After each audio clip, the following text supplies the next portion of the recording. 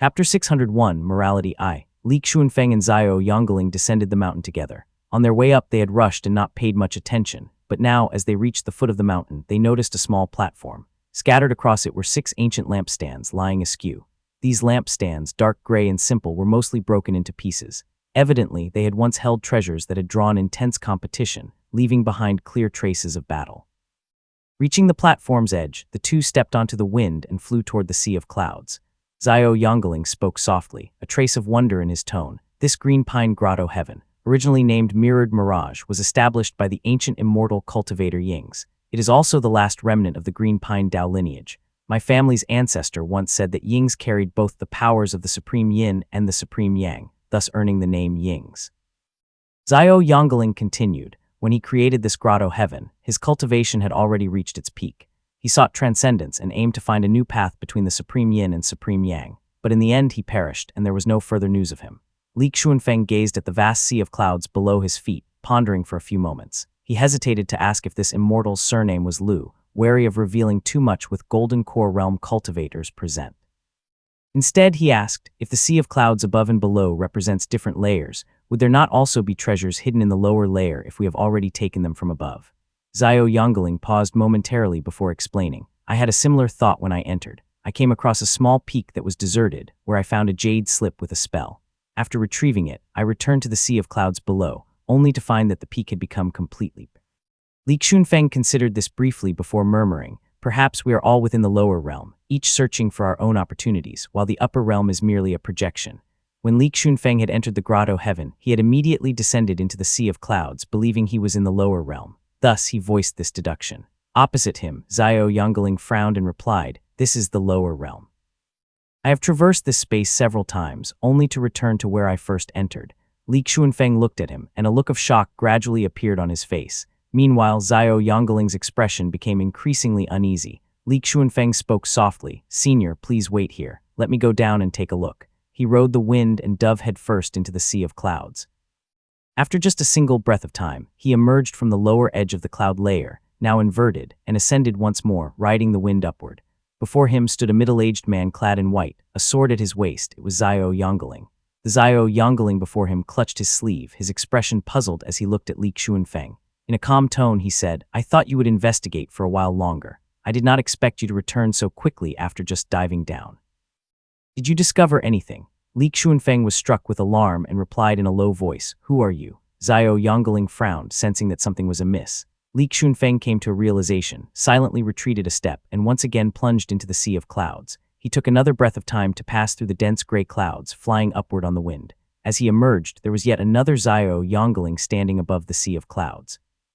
Li Xuanfeng's expression turned complex as he gazed at the Zhao Yongling hovering above. In a quiet voice he said, I will remain here. Senior, why not go down and take a look for yourself? Zhao Yongling's face darkened slightly. After a moment's hesitation, he gave a brief nod and descended into the sea of clouds. Li Xuanfeng fixed his gaze on him, watching as yet another Zhao Yongling rose from the clouds below. This figure turned around, and the sword, which had been strapped to his left side, remained exactly in place. Zhao Yongling stood in silence for a moment, his disbelief evident. Finally he spoke, Could it be that this is an illusion? It appears as though we are diving into the clouds, but in reality we are being transported back by some kind of maze formation, giving us the sensation of traversing 2 realms. Li Xuanfeng shook his head slightly and said, Senior, ride the wind down. This time look carefully at the stars in the lower realm. Zhao Yongling nodded, descending once more. From beneath the clouds rose yet another Zhao Yongling. This figure lifted his head to the sky, his face marked with shock. The stars above and below are indeed reversed. This is not the same realm. Entering this grotto, heaven has created a shadow of ourselves in the lower world. Letter 1E59 a letter FF4E Omicron ya letter 1E63, what just occurred on that mountain. It has been mirrored below the clouds, completely intact. Li Xuanfeng remained silent. He had initially assumed that the reflections conjured by the grotto heaven would differ, akin to the inversion of stars between the realms. Yet, as it turned out, they were perfectly identical. Once Zhao Yongling had processed his astonishment, Li Xuanfeng softly remarked, But how can we be certain that we ourselves are not merely reflections projected by this grotto heaven? The two spent some time experimenting, diving in and out of the sea of clouds. No matter how many times they moved, the figures above and below were indistinguishable. When one descended from the upper realm, the other ascended from the lower. If not for the precautions they had taken to coordinate beforehand, it would have been impossible to tell the difference. Zhao Yongling fell silent, staring at the sea of clouds in a daze for what felt like dozens of breaths. Finally, with a hint of despair, he murmured, "The divine abilities of ancient cultivators. Their power truly defies comprehension." Tu Longjian charged into the hall and seized an item before swiftly exiting. Riding the wind, he flew across the cloud sea for some time. Li Yunjiao had already revealed his figure, having never entered the mountain. Instead, he had been waiting in the cloud sea all along. Li Yunjiao stood amidst the sea of clouds, refraining from joining the fray below. Instead, he focused on identifying Yu Muxian's figure and scrutinizing the overwhelming aura emanating from the person standing beside him. A heavy pressure weighed on his heart. Two cultivators at the late Foundation establishment realm. Who knows what sort of protective artifacts Yu Muxian has on him? Tang Shedu stayed close by Yu Muxian's side, not straying a single step. If Yu Muxian were to be killed, it would require dealing with Tang Shedu as well. Li Yunjiao silently acknowledged that his own strength might not be sufficient for such a task. His expression darkened. At that moment, Tu Longjian returned triumphantly, clearly pleased with himself. Noticing Li Yunjiao's troubled demeanor, he spoke up, "Senior, what troubles you?" Li Yunjiao's concern was evident, his voice steady but heavy. "I spotted an old enemy. He is already at the late Foundation establishment realm. It makes me worry for the future." Tu Longjian observed him carefully, noting the fine beads of sweat glistening on his forehead. He lowered his gaze thoughtfully. After they flew together for a short distance, Tu Longjian softly said, "Senior, I have never forgotten the kindness you showed me in the past. Would you care to share the details?" He paused briefly, watching as Li Yunjiao cupped his fist in a respectful salute and murmured a word of thanks. Tu Longjian then continued, "May I ask who it is?" "Yu Muxian of Yunwu Peak," Li Yunjiao stated plainly. As soon as the name was uttered, Tu Longjian fell into a prolonged silence. It was only after what felt like an eternity that he finally spoke, his tone subdued. "That man carries Purple Mansion Realm spirit artifacts, and not just one." Li Yunjiao's eyelids twitched. He silently rested his hand on the hilt of his sword, his thoughts racing. This complicates matters. Tu Longjian hesitated for several breaths, his gaze lingering on Li Yunjiao. At last, he quietly asked, "Senior, why do you need to kill him?" Li Yunjiao recounted the enmity between the Yu and Li families in broad strokes. After a brief moment of hesitation, he added, "For the Li family to advance further, whether it be for territory or influence, this man must die. If he reaches the Purple Mansion realm, our family's position will be crushed. Yu Muxian is heartless and ruthless. He will not hold back." Tu Longjian pondered his words for a moment, his expression becoming slightly inscrutable. Finally, he murmured, "In the end, it is all a matter of interest-taking lives for the sake of gain." Chapter 602, Morality II. Li Yunjiao fell silent for a moment, his voice turning hoarse. "You are correct. Yu Muxian entered Azure Pond sect at the age of 8. He has spent his years in secluded cultivation. I have never heard of him harming others." His vision dimmed slightly, his immortal foundation wavering. A wave of fear crept into his heart, filling him with a sense of helplessness. Beads of cold sweat gathered on his face, dripping steadily. He finally broke the silence, his voice trembling slightly. "People like us are not like you. Our lives are spent walking on a knife's edge. The things we do, they are far from honorable. We kill for wealth, for self-preservation, for family. And sometimes the people we kill do not deserve to die. I have lost count of how many lives I have taken. I do not fear death, nor do I claim to follow a righteous path. I do not weigh sins against virtues. My family has shed blood at Moongaze Lake, and among those who perished, not all were guilty. The road to the Tao stretches endlessly forward. Do you think every obstacle in the way is a despicable villain? No, the path to power is not paved with ethereal purity and celestial grace. My family, we are merely struggling to survive." Li Yunjiao stood with his hands clasped behind his back, the sharp blade at his waist emitting a faint hum. A cooling sensation spread through his Shenyang mansion, gradually calming his turbulent emotions. His tone softened as he continued, "I do not offer this as an excuse. I am simply not a virtuous man. My family treats mortals and rogue cultivators kindly. We do not cultivate through blood qi, and I rarely harm others without cause. But when the survival of my family is at stake, I cannot afford to retreat." Tu Longjian stared at him blankly before responding, "Senior, you misunderstand me." He fell silent for several breaths as if he had more to say. However, before the words could leave his lips, a deep, resonant drumbeat reverberated through the heavens. Boom! Both men instinctively turned their gazes skyward. Amidst the vast sea of stars, a brilliant white light emerged, scattering clouds as it descended. Amid the glittering starlight, a jade wall slowly rose into view. The jade wall was covered in dense engravings, etched with countless names. Amidst the hazy clouds, it appeared blurred and indistinct. Several streaks of light rose from the horizon, heading toward the jade wall. Boom! A second deep drumbeat echoed through the air. Tu Longjian hurriedly said, "Senior, The three drums wall is descending. Let us go observe it first. We can discuss this matter later. The two of them soared into the sky, Tu Longjian's hand gently brushing over the black-red token at his waist as his spiritual sense stirred. What madness is this? Why would you use your divine ability to influence him? The token flickered faintly, transmitting a weak spiritual response. You are the one who's mad. Why would you provoke that Muxian? I know someone like you, still clinging to notions of old debts. If I act to deter him and make him retreat on his own, wouldn't that be perfect? But alas, my strength has waned, and this man's will is solid. He actually broke free of it on his own. Tu Longjian's anger flared, but there was no opportunity to lash out, so he could only sulk as he flew higher into the clouds, glancing into the distance. The skies were already filled with figures, their forms scattered within the cloud layers. Many familiar faces hovered silently in the mist, all intently watching the jade wall. Tu Longjian turned to Li Yuanjiao behind him and said softly, "This is an opportunity open to all. Senior, let us wait a moment." The two stood in midair for some time. Slowly, the veil of mist shrouding the jade wall dispersed, revealing a massive surface inscribed with tightly packed ancient characters. At a glance, all the markings on the jade wall appeared to be names of techniques. The sight in the clouds was spectacular. Nearly all those within the grotto heaven had gathered here, their robes and garments of every color glimmering in the light of their dharma artifacts and spirit tools.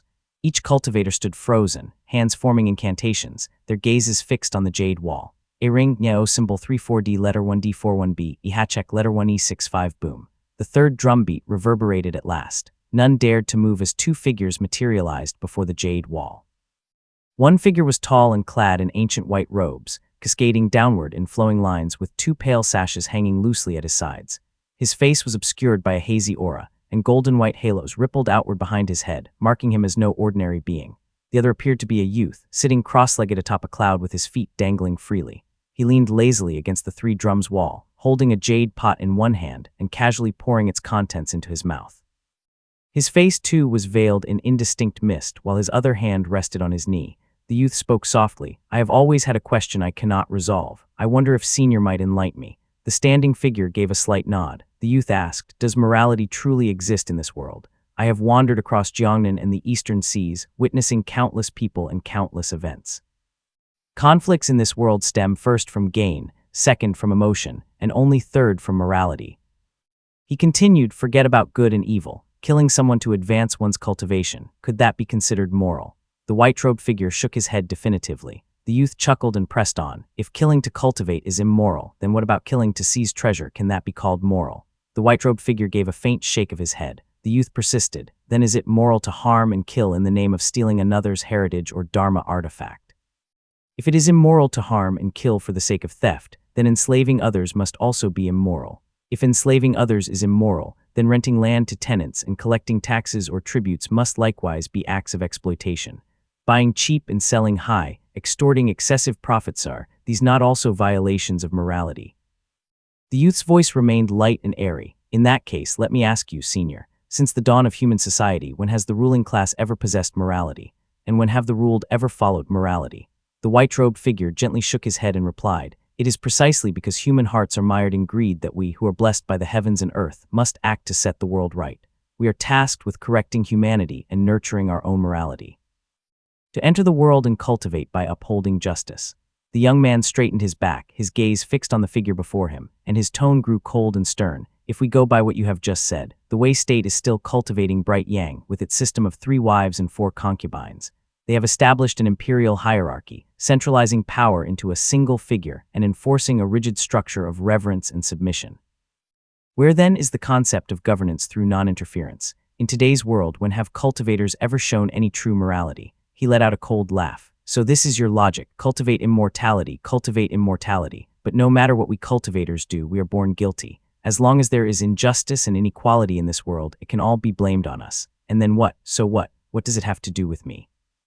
His tone was icy, and though he addressed the figure before him as Senior, there was no hint of reverence in his words, only audacious defiance. The figure in white spoke softly. "In ancient times, men and women mingled freely and they felt no shame in being without clothing. Union itself was considered morality. In the distant past, when heaven and earth had no order, treasures were claimed by the capable, and that too was morality. Today, under imperial rule, the authority of rulers and parents is morality. Morality, like the fruits of the Tao, is ever-changing. It is not a static thing." "Oh," the young man burst into laughter, his laughter rolling out uncontrollably, his body swaying with amusement. The figure in white merely stood there in silence, observing him until the young man finally subdued his laughter. When he spoke again, his voice carried a biting edge. "So, senior, your so-called morality is like dandelion fluff in the wind, changing at every whim. You keep your eyes fixed on the heavens, bowing to the celestial tribulations above, letting them dictate everything. With reins through your nose like an old ox plowing a field, you move wherever you are directed." His tone turned chilling, his words laden with scorn. "Then remember this, senior, perhaps someday, killing others to cultivate will also be considered morality. After all, the fault lies not with me, but with the times, with the heavens themselves." Chapter 603, Collusion I. The boy's voice echoed across the sky, and the expressions of those present subtly shifted. Some seemed thoughtful, others nodded slightly, while a few appeared dismissive. Nearby, Tu Longjian's gaze fell on the jade pot in the boy's illusory hand, but he remained silent. The figure clad in white robes stood quietly amidst the clouds, appearing forlorn. After a few moments of silence, the figure spoke. "In the primordial era, we established morality and ruled through virtue. At that time, the people's wisdom had only begun to awaken. They were innocent and kind. Together with Gongsu and Zhu Hao, I created a utopian world, where the 5 virtues of the Great Void emerged alongside the 5 waters and 5 fires, fostering universal prosperity. Morality was something we established ourselves. You resent being constrained by it, hoping instead for an eternal, unchanging law of the heavens. But morality, like the Tao fruit, is inherently vague, ever-shifting, and infinitely extensible." The white-clad figure continued, "This concept is neither lofty nor sacred. Whether revered or hated, if you cannot see through its essence and are still bound by it, how can you ever obtain the Tao fruit?" The youth placed down the jade pot, remaining silent. The white-robed figure turned slowly, gazing at the gathered crowd amidst the clouds. Though his face was indistinct, it seemed to carry the hint of a smile. "What?" In an instant, everyone instinctively took a step back, their hearts pounding in shock. Before their eyes, the 2 figures began to fade, vanishing into thin air. All that remained was the empty expanse of clouds, with the cold, silent jade wall standing in the distance, leaving no other trace. The characters carved onto the jade wall began to light up one by one, scattering into streams of light. Each character transformed into radiant streaks that shot skyward before descending again, falling like rays of light onto those gathered below. Li Yuanjiao's vision blurred, and a dazzling light emanated from his Shenyang mansion, pulling him away from the scene. Everything before his eyes slowly receded into the distance. His eyes narrowed slightly as his feet found solid ground beneath him. Lifting his gaze, he realized he now stood within an unassuming Taoist temple. The stone beneath his feet was ordinary bluestone, while a large jar sat in the corner. Incense burned on an altar before him, but there were no deities enshrined. Directly ahead of him stood a stone wall. A brief glance revealed countless names of techniques carved densely into its surface, each corresponding to various immortal foundations. Li Yuanjiao immediately understood. This is the opportunity. That 3 drums wall must be where the Grotto heaven imparts techniques. He focused his mind and entered a meditative state, a wave of joy swelling within him. He thought to himself first, let's search for the technique related to Radiant Origin Pass. Rather than seeking the technique tied to his Jing Dragon King, he scanned the wall until his eyes fell upon the ancient characters for Radiant Origin Pass, rendered in bright golden script. Focusing his consciousness on it, golden ancient script quickly appeared before Himwei Radiant Celestial Pass technique. The technique's grade was unmarked, yet Li Yuanjiao felt exhilarated and began committing it to memory. As he read further, he discovered that it utilized a form of spiritual qi called Heavenly Bright Origin Essence. At this revelation, his heart sank slightly. Ancient spiritual qi differed from those of the current age. Moreover, the grade of the Wei Radiant Celestial Pass technique remained unknown. His own Golden Yang Radiant Origin technique seemed unlikely to compare. Worse yet, it only contains the Foundation Establishment Realm portion. Examining the technique further, he felt a twinge of regret. All these methods, tied to immortal foundations, were indeed ancient techniques, but only covered the Foundation Establishment Realm. Collecting the appropriate spiritual qi would likely be difficult. Having absorbed the knowledge of this technique, Li Yuanjiao's thoughts turned abruptly to his younger sister. King Hong's Purple Thunder secret origin technique was altered and derived from Winter Thunderclap, eventually evolving into Profound Thunderpool. He decided not to examine the original Winter Thunderclap technique since his family lacked the spiritual qi required for it. Instead, he focused on Profound Thunderpool, hoping to find a higher-grade method for Li Qinghong's advancement.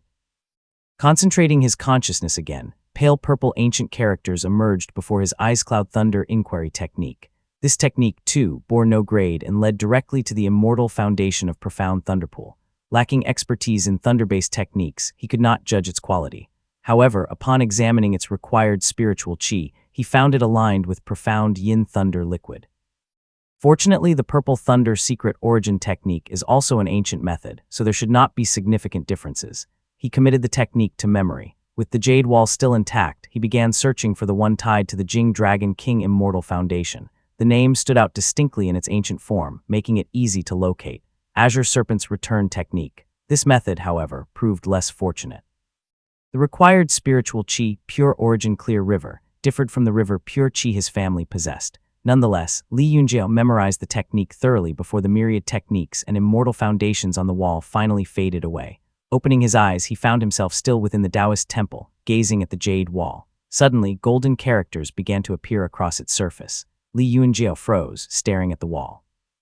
Despite the characters forming sentences upon sentences, he could not comprehend a single word. It felt as if the writing was too complex for the mind to grasp. No matter how hard he tried to focus, his thoughts remained blank. All he could do was watch helplessly as the golden script cycled across the wall 3 times before dissolving into stardust and vanishing completely. The Taoist temple began to recede into the distance. Regaining his composure, he found himself once again standing amidst the clouds.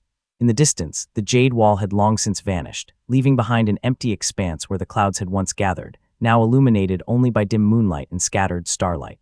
The gathered cultivators appeared to have gained something, with most bearing expressions of joy, though some looked regretful, clearly having failed to connect with any of the 3 emanations of spiritual qi. Li Yunjiao observed the scene from the clouds and spotted Li Xunfeng standing quietly in his black gold armor. By his side stood a middle-aged man in white robes. The two exchanged a brief glance before averting their gazes. Tu Longjian, who looked rather satisfied, discreetly retreated from the sea of clouds. Not wanting to waste any time, Li Yunjiao silently took out a jade slip to record the techniques he had obtained. Together, he and Tu Longjian descended to land on a small peak. Arcutsrilica letterwinda fovninfa, a secumflix letterwinda fa. This mountain had clearly been explored earlier, leaving it barren and empty. Tu Longjian spoke in a low voice. Senior, my slaughtered Jun Dao lineage has long been destroyed. I am the last of its line. Only you have ties to my gate, and I owe you a great debt for your past assistance. Say no more, I will lend my aid. Li Yunjiao expressed his gratitude, and Tu Longjian looked up at the stars, speaking softly. This grotto heaven should close in 7 days. Whatever plans you have, they must be carried out soon. Meanwhile, Li Xunfeng steadied himself, and Zhao Yongling beside him asked, how did it go? Li Xunfeng gave a slight nod before descending into the mist. Zhao Yongling followed him, watching as Li Xunfeng stood still and composed himself. In a calm voice, Li Xunfeng asked, Senior, your clan's Taoist master is as astute as the deep sea. Can you guess the reason I entered this grotto heaven?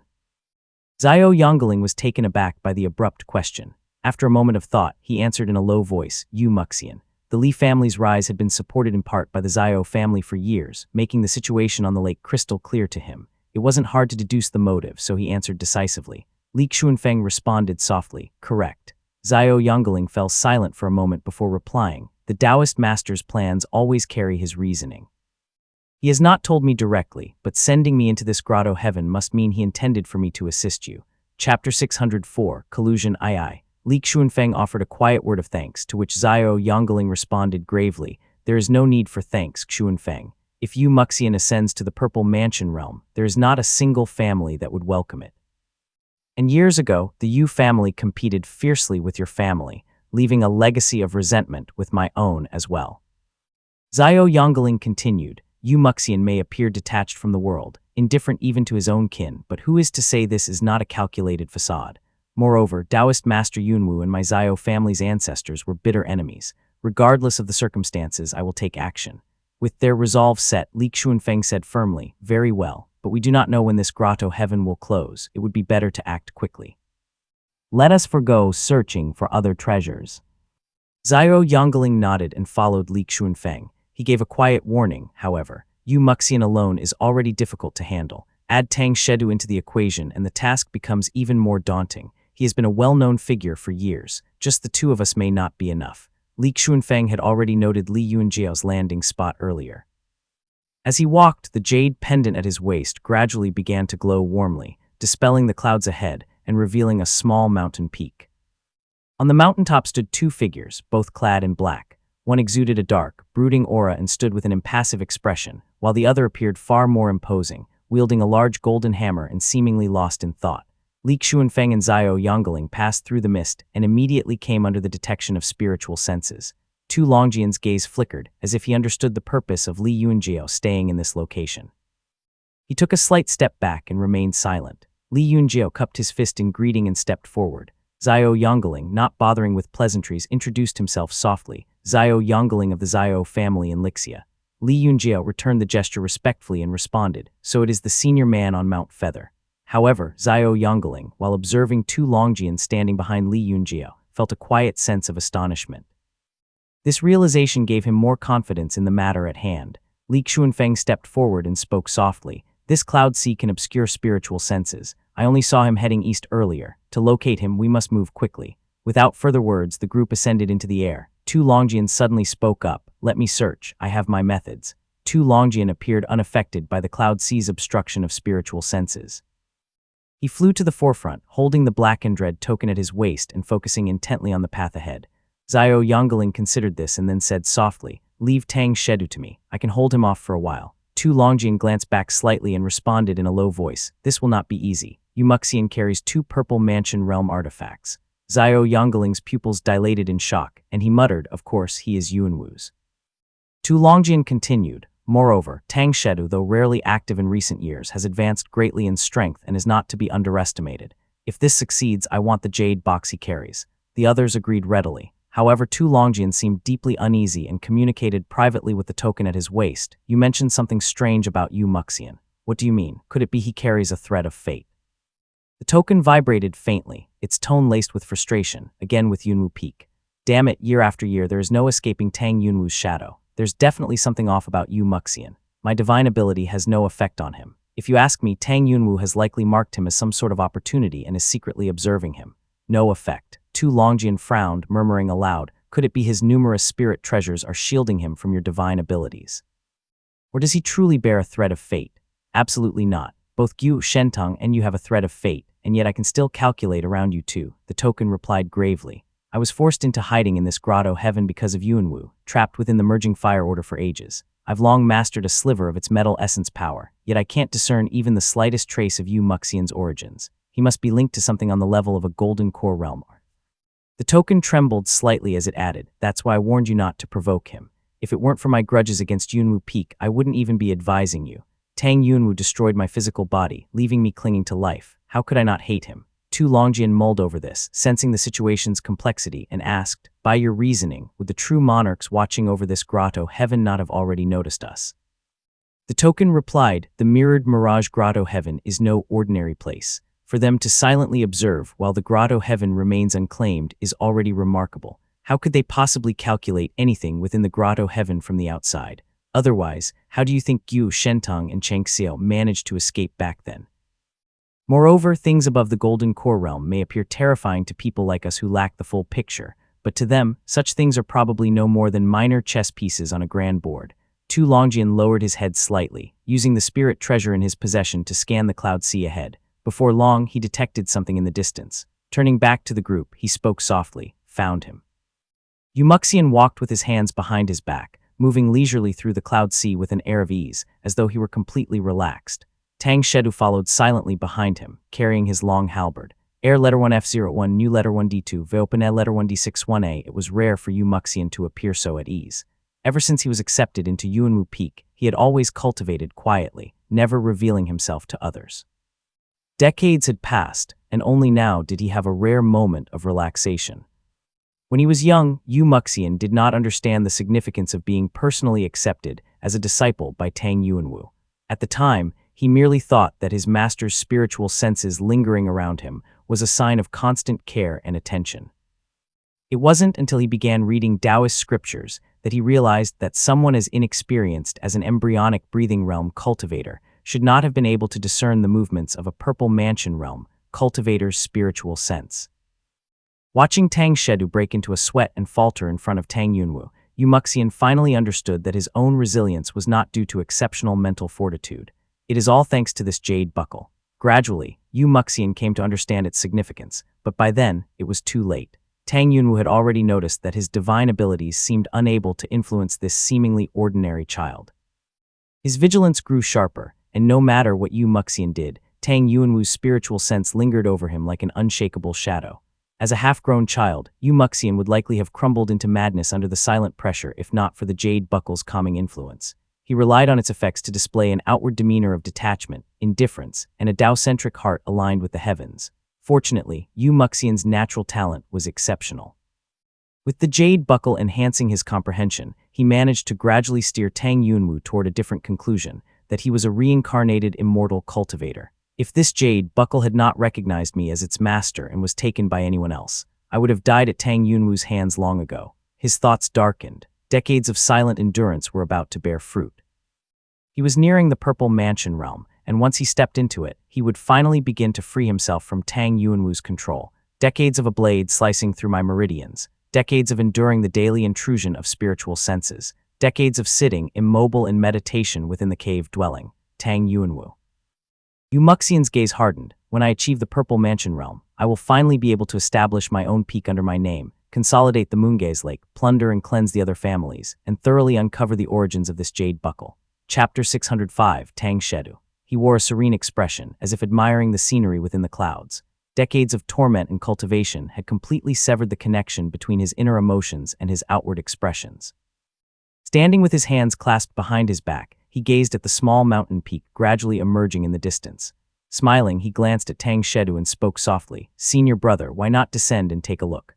On the mountain peak, two figures stood locked in confrontation. One of them wielded a pair of large copper bowls, unleashing arcs of lightning and flickering purple light, his expression ferocious. His attire was unfamiliar, suggesting a lineage not commonly seen. The other figure held twin blades, his body exuding a black and red mist-like flame. His expression was equally tense, with anger barely restrained, as he spoke in a cold tone, "Miao Yi, you truly are out to make life difficult for me, are you not?"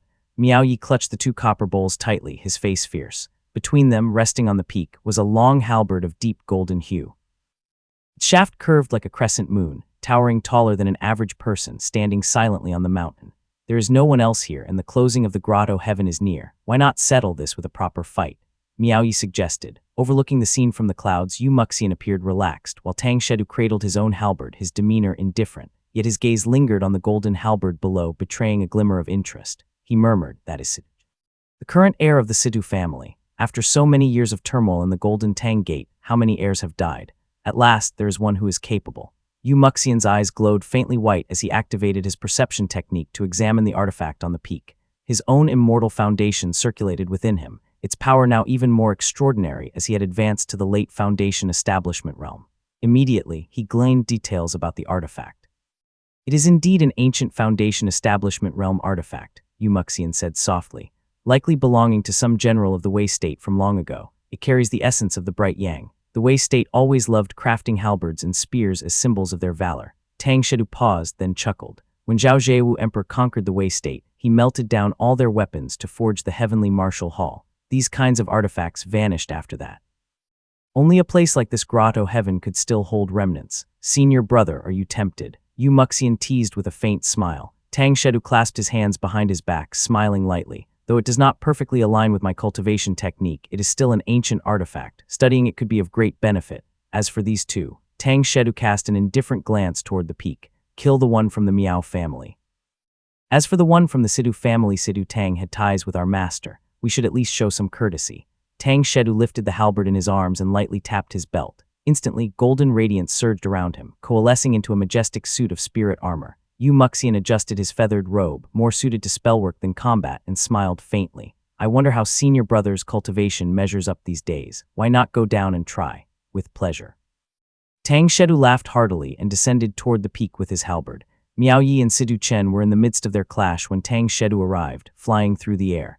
Both hesitated briefly, sensing his arrival. Yet before they could react, Tang Shedu's expression turned cold. With a quick flick and hook of his halberd, he unleashed a powerful strike directly at Miao Yi. In a single breath, white light surged from the halberd, forming 6 sharp branches that materialized in the void, all aiming for Miao Yi's throat. The flowing brilliance swept away the crackling lightning around them, leaving nothing but sharp force in its wake. Ra and O circumflex letter 10331 open e letter 1E69 Miao Yi, caught completely off guard by Tang Shedu's sudden intervention, inwardly cursed his misfortune. He raised one of the copper bowls in defense, letting it spin in midair while his other hand formed a fist. Pressing his thumb against his throat and spreading his other 4 fingers outward, he activated a secret technique.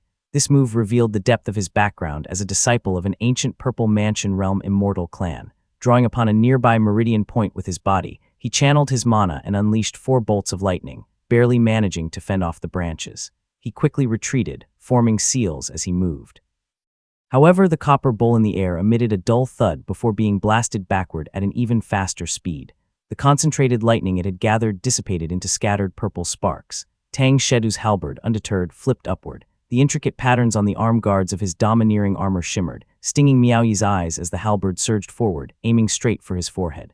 Damn it, such fierce halberd techniques, and he's gotten so close. Miaoyi thought frantically. Unable to form seals in time, Miaoyi brought both copper bowls before him as a shield. He bit his tongue, spitting out a mouthful of blood that transformed into a bloody bolt of lightning aimed at the halberd. The chi blade of the halberd, shorter than a spear yet wider and heavier, clashed against the bloody lightning in an instant. Boom! The bloody lightning barely lasted a moment before dissipating into glowing fragments. The twin copper bowls, trembling under the halberd's onslaught, barely managed to block the strike. A shockwave erupted in the air, sending ripples of force and streams of purple and white energy cascading outward, pushing the surrounding clouds far into the distance. Decisive enough, Tang Shedu remarked coldly, retracting his long halberd with ease and hovering midair. Seeing this, Shedu Chen, who had been watching from the side, exclaimed in shock, "The long sky halberd, Tang Shedu." The man before him was a renowned and ruthless killer, a senior cultivator with a long-standing reputation. Shedu Chen quickly clasped his hands together, transforming into a streak of crimson light that shot away like a meteor, leaving a long tail behind as he vanished into the sea of clouds. Tang Shedu glanced at him with disdain, while Miaoyi, standing before him, was frantically forming hand seals and retreating step by step, his heart pounding him.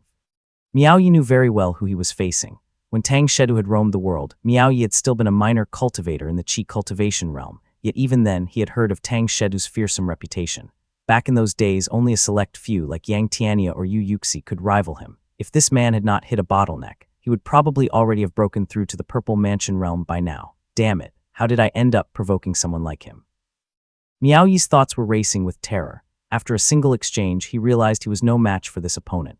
No matter how hard he tried, he could, at best, delay the inevitable. Sooner or later, he would meet his end here. Desperately, he pleaded, "Senior, I have no intention of competing for this treasure. I am even willing to hand over all I have gained in this grotto heaven. I only beg that you spare my life." Tang Shedu looked intrigued and smiled faintly.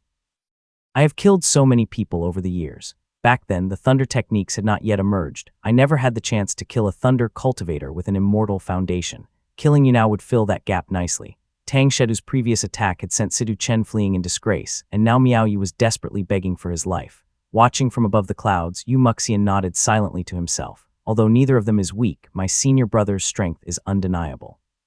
With his premeditated strike and sudden appearance, it's no wonder he managed to terrify these two. But if they were to truly engage in a life-and-death battle, it would probably take him 100 or so rounds to kill Miaoyi. He mused over whether Tang Shedu could indeed finish the fight within 100 exchanges when suddenly a sharp pain shot through his ears. A piercing ringing sound filled his head, accompanied by a sense of foreboding. Yu Muxian frowned. A wave of panic began to rise in his chest, but it was quickly quelled by a surge of suppressive power that restored his calm. Quietly he thought to himself, "It seems someone has come seeking their own death." Crow's thoughts. Hey everyone, this is a message from all the readers currently working on the Mirror Legacy wiki page. There is also a family tree. One of our fellow TML readers, Glimp, has started a wiki page for the novel, and we're working together to expand it. Chapter 606, The Battle Begins. This is probably some kind of long-range spell. Time to track him down. Yu Muxian had spent most of his years cultivating within the sect and had few opportunities to engage in actual combat, yet he had learned a great variety of spells. As countless countermeasures flashed through his mind, he quickly settled on one heavenly golden symbol. He gathered his mana. Power surged at the tip of his ring finger, channeling the earth element as Kun, while golden energy condensed as Dewey in the middle, and a spell gathered at the central palace of his middle finger, projecting golden light into the heavens. Above Yu Muxian's head, an intricately designed golden symbol began to take form, gradually transforming from illusion to substance. It hovered in midair and rotated lightly, casting a golden-white screen of light downward. This spell resonated with his molten metal cave immortal foundation. First time using this in battle. It seems to handle quite well, he thought, blinking slightly. The spell soon sent back feedback, and before his eyes an image appeared, a scene of a profound patterned golden arrow, seemingly about to pierce through the clouds and fly straight toward him. Somewhere distant, he faintly felt its origin. Then he froze slightly at the realization, this is Li Xuanfeng. In Yue State, cultivators who used bows were rare, let alone one capable of firing from such a long distance with what appeared to be the infamous profound pattern golden arrow. Yu Muxian had already noted Li Xuanfeng's appearance and Dharma artifact and could easily guess the source. His heart filled with resentment. I had thought there was a chance to resolve our differences peacefully. How naive of me. It seems he truly intends to harm me. Yu Muxian had no wish to antagonize him. Li Xuanfeng was greatly trusted by Taoist Master Yuan Su, and in the future, if he were to free himself from Yunwu's control, maintaining good relations with the other Purple Mansion realm figures in the sect would be crucial. He had even entertained the idea of cooperating with Li Xuanfeng. But now, with everything ruined in a single moment, his heart burned with anger. What a narrow-minded fool, still obsessing over those petty family squabbles and trivial grievances. Now he's going to drag Yuan Su into this mess. Since Li Xuanfeng had already taken action against him, Yu Muxian knew he couldn't let this slide. With 2 Purple Mansion realm Dharma artifacts at his disposal, killing him would be an easy task, though he couldn't help but fret over the consequences of offending Taoist Master Yuan Su. He opened his mouth slightly and spat out a string of golden fragments. These fragments caught the wind, rapidly expanding into 6 circular shields, each covered in scales-like carvings which floated around him in 6 directions. Boom! A deafening explosion echoed as the 6 shields aligned, merging and moving in perfect harmony. Following the pattern of a certain formation, they rotated as one. Yu Muxian had already predicted the direction of the attack, and the shields firmly blocked the incoming object midair. It's exactly as I thought, a profound patterned arrow. Yu Muxian's prediction came true. The arrow shimmered in the air for a brief moment before vanishing. Yu Muxian activated his perception technique and caught sight of it, a golden arrow, shaped like a phoenix, radiating an extraordinary vitality. Got you. A cold smile crept onto his face. At that moment, 2 other Dharma artifacts shot toward him from afar. One was an ancient, plain-looking sword covered in intricate engravings, flying through the air with an almost casual grace. The other was a thick, grayish flame, rushing toward him with a speed like a howling wind. Yu Muxian's expression changed sharply. How could he fail to recognize this gray fire? Even the ancient sword seemed familiar. A chill crept into his heart as he finally realized, this isn't right. He's already planned this ambush with others. While alarmed, his face retained its otherworldly composure, exuding calm and dignity. The 6 shields, which shimmered like a mix of gold and stone, hovered around him in fluid motion. Together, they intercepted the sword in the gray fire. Then he shouted, "Senior brother, come quickly to aid me." Yu Muxian had always been cautious by nature. Despite carrying 2 Purple Mansion realm spirit artifacts, he never let his guard down. The strength of his opponents exceeded expectations, prompting him to muster all his focus. Holding back his 2 spirit artifacts for now, he once again opened his mouth. The molten metal cave, an ancient cultivation technique he practiced, was known for its agonizing difficulty. Few could endure its pain and complete it, but those who did gain the ability to internalize Dharma artifacts within their bodies, much like a Purple Mansion realm cultivator. Now as he opened his mouth again, a series of golden white light points emerged, stretching outward into the air. Yu Muxian, being a skilled blacksmith, had always preferred crafting sets of Dharma artifacts. The golden light spots in the air expanded and reshaped themselves into diamond-shaped weapons, sharp and slender at the front, tapering to softer edges at the back. They floated freely, linked in a sequence of 8 blades. Clang. The Mount Feather Sword of Zhao Yongling streaked through the air, transforming into a radiant, pale blue streak of light. It was a rare example of sword-controlling techniques, flying straight toward Yu Muxian. Taken by surprise, Yu Muxian hastily responded and did not dare to underestimate the attack. He quickly performed another incantation. Letter 1E5B Letter 1F01 Neobar Emerald Grasping Technique. A gust of gray wind flew out from Yu Muxian's sleeve, swiftly entangling itself around the incoming sword. This technique, when he had practiced thousands of times, was now far more refined than his earlier spells. This gray wind, crafted to disrupt opponents' Dharma artifacts, complemented the mystical interactions of his immortal foundation, specifically designed to manipulate others' Dharma artifacts. The sword wobbled mid-flight as if losing its sense of direction. With this spell supporting him, the 8 diamond-shaped artifacts, though deployed hastily, managed to forcefully repel the incoming sword. Even so, he had no time to rest. The gray flames had already crashed into his 6 golden shields, causing them to groan under the impact. Cracks seemed imminent, but the shields, forged with intricate methods, retreated a cun in unison, successfully holding back the gray flames. In the distance, Li Yunjiao stood cloaked in profound mist, resting his hand on the hilt of his sword. Though he had yet to move closer or attack, Yu Muxian's heavenly golden symbol spell floating above his head worked impressively to detect threats. For now, Li Yunjiao bided his time, studying the 6 shields. These 6 shields struck him as oddly familiar. Li Yunjiao quickly recalled a broken Dharma artifact he had stored in his pouch. 6 stone cloud plate. This artifact, once retrieved from a devil cultivator, was recorded as a creation of Yu Muxian from Yuanwu Peak. Li Yunjiao had used it several times in the past, until it was broken by Shedu Mo's golden blade technique, rendering it useless. The 6 stone cloud plate bore a striking resemblance to Yu Muxian's 6 shields. It was likely a prototype crafted by Yu Muxian during his earlier attempts at smithing. However, Li Yunjiao had once personally refined and used the 6 stone cloud plate in battle, making him deeply familiar with its strengths and weaknesses. Without hesitation, he retrieved the broken remnants of the 6 stone cloud plate from his storage pouch and handed it to Li Xuanfeng at his side. He pointed out specific weaknesses as he spoke. Second uncle, simply aim for one of the shields and target the E6, A7 and D3, G1 nodes. These are the junctions of golden essence and frost iron. While his shields may use superior materials, the structural logic will not differ much. Li Xuanfeng nodded, took the broken plate and soared away through the clouds. Li Yunjiao, meanwhile, crouched low like a coiled gray serpent, lying in wait amid the sea of clouds. Li Xuanfeng, under normal circumstances, wouldn't need to approach this close to shoot Yu Muxian. However, the clouds of the Grotto heaven disrupted spiritual senses and interfered with perception techniques. Normally he could strike from afar, but now he had no choice but to draw closer. Li Xuanfeng relied on the spiritual orifice in his palm to execute a technique called the Golden Astral Method. As long as he managed to shoot an arrow close enough to his opponent, the astral force would leave an imprint on the target's mana, allowing him to sense their movements, just as he had when he killed Yu. He rode the wind to the farthest distance his perception allowed, once again drawing his bow and nocking an arrow, focusing on his instincts.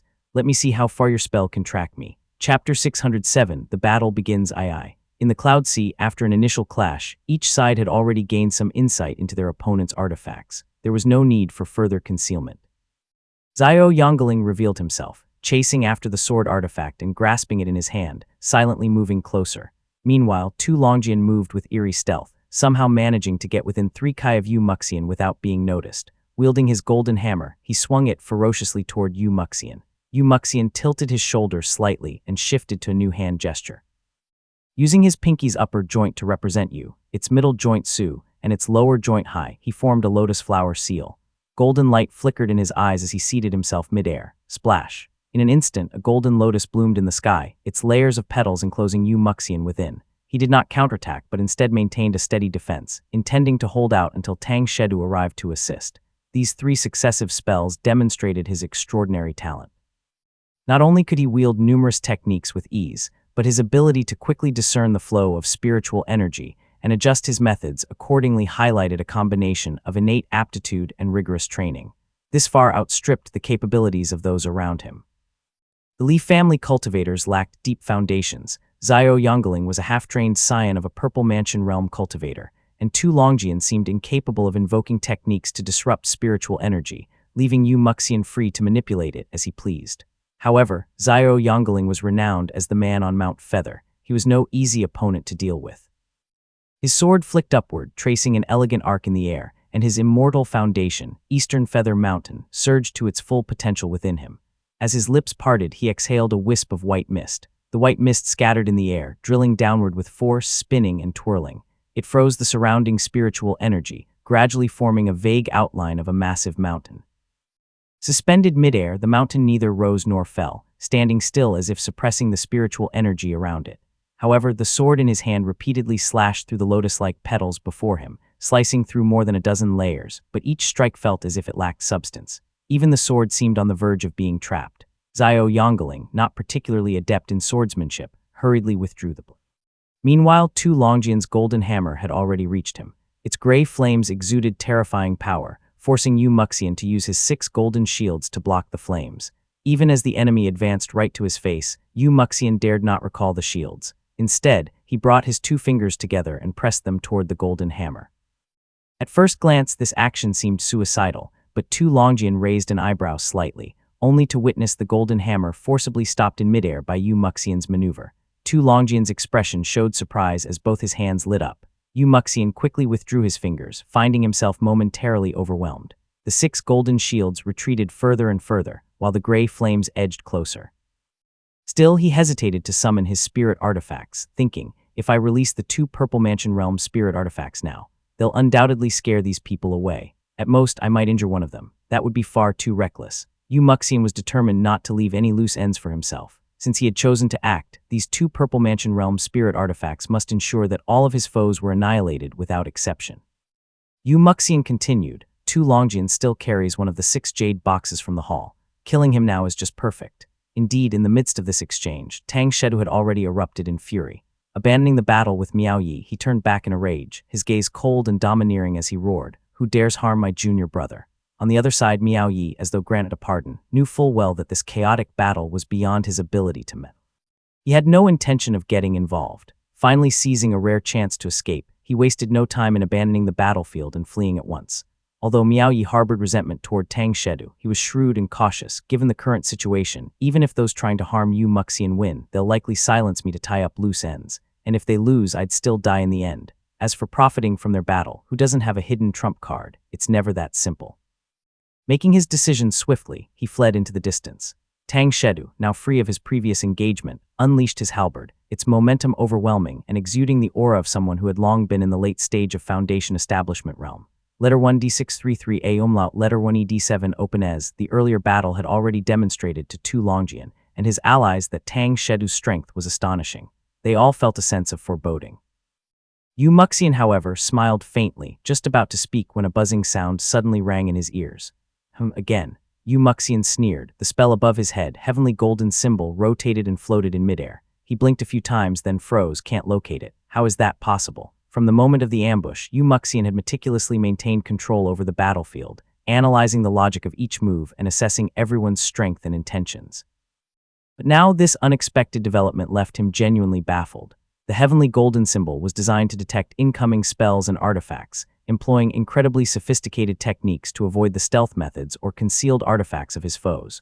Thus, it was impossible for Li Xunfeng to be using any sort of concealment technique. If he could attack from this far, why would he have stayed within detection range earlier and wasted his advantage? A flurry of thoughts flashed through Yu Muxian's mind, but he couldn't pinpoint where the attack was coming from. With Tang Shedu's halberd only a single step away and the buzzing sound in his ears growing louder, Yu Muxian felt a surge of unease. A sense of danger welled up within him.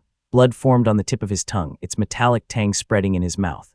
Acting decisively, Yu Muxian made his move, no more hiding. He opened his mouth, spitting out a golden ring no thicker than a pinky finger but as large as a human head. The ring was inscribed with countless intricate runes. It hovered briefly, then began to rise into the sky. Purple Mansion Realm Spirit Artifact Binding Ring. Yu Muxian shouted. As soon as the golden ring appeared, the buzzing sound in Yu Muxian's ears vanished. Without any visible movement or golden rays striking out, a profound patterned spirit arrow appeared trapped within the ring. The arrow seemed almost alive, struggling incessantly within the confines of the golden ring. It emitted the sharp clinking sounds of metal clashing, but despite its efforts, the disparity in power was insurmountable. The arrow could only whirl helplessly within the ring. Seeing this artifact in action, the faces of everyone present changed.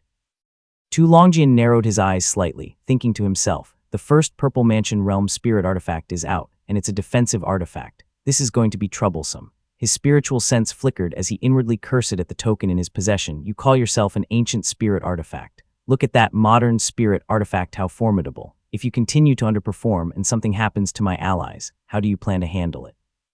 Expressions shifted among the crowd, but Tang Shedu let out a breath of relief. He understood better than anyone how Taoist Master Yuanwu regarded this junior disciple of his.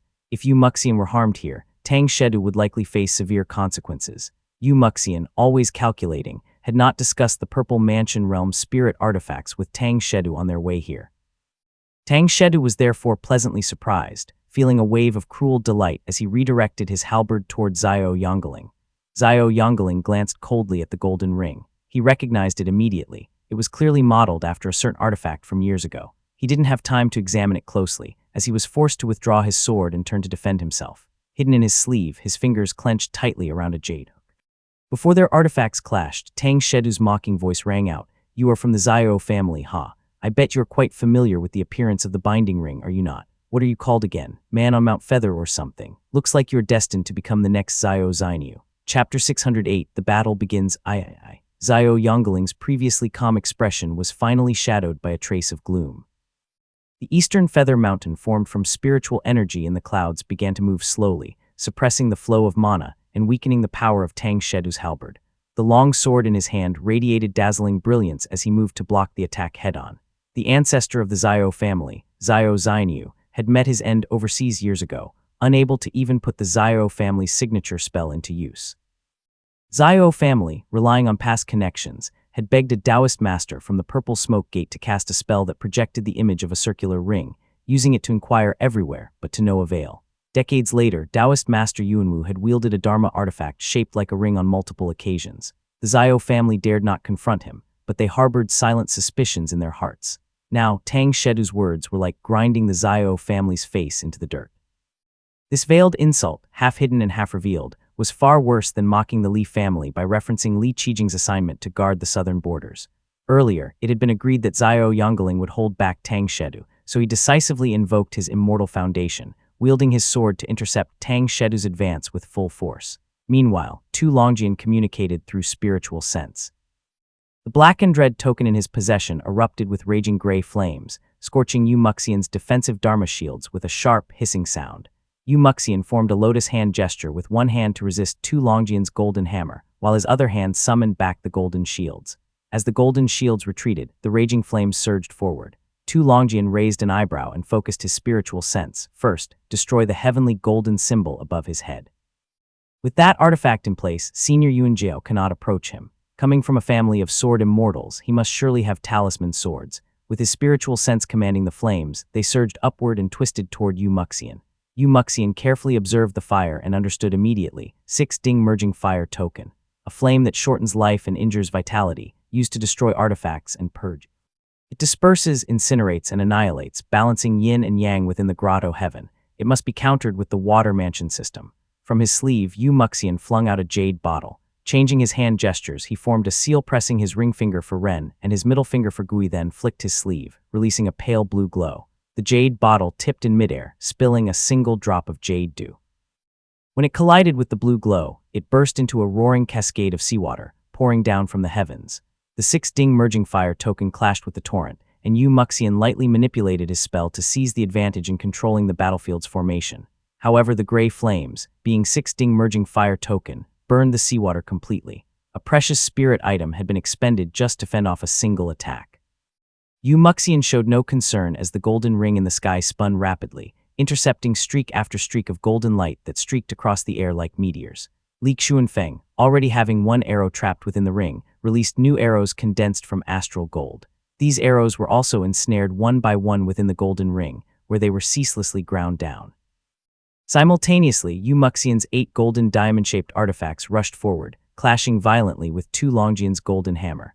With the support of the Purple Mansion Realm Spirit Artifact, Binding Ring, Yu Muxian was able to forcibly stabilize the confrontation, holding Tu Longjian's powerful onslaught in check. Tu Longjian's golden hammer spun back toward him, and flames surged upward from beneath his feet.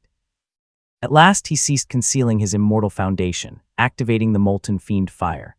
Baleful flames erupted from the golden hammer, streaking upward in curling plumes. The flames burned bright at their core, while their edges shimmered hazily like flowers seen through a mist. They spun individually, swirling and dancing around Tu Longjian's body. With the emergence of these flames, the surrounding balance of yin and yang was disrupted, tilting heavily toward yang. The lotus blossoms around Yu Muxian flickered faintly, dimming and brightening as the hammer hurtled toward him. Boom! A powerful jolt numbed Yu Muxian's palm, causing him to lose control of his hand seals. The lotus petals around him scattered like willow fluff caught in the wind. Tu Longjian's immortal foundation had disrupted the yin-yang equilibrium, seizing the advantage to shatter Yu Muxian's spell entirely. A hint of alarm crept into Yu Muxian's heart. Molten fire, merging fire. Why are all of these flames meant to destroy golden artifacts? Just as he began to move his fingers again, Tu Longjian's second hammer strike came in rapid succession, aiming directly at the heavenly golden symbol floating above Yu Muxian's head. Yu Muxian's spiritual sense throbbed painfully. A glance from the corner of his eye revealed the gray merging fire closing in from behind at great speed. He immediately made a decision. Li Xuanfeng can no longer harm me, and the heavenly golden symbol cannot locate him.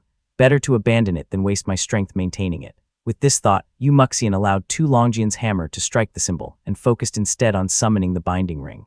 The binding ring, already sluggish from enduring over a dozen arrows, swirled with golden astral energy coursing through its circumference. Muxian took advantage of this, directing the artifact downward to suppress the incoming merging fire.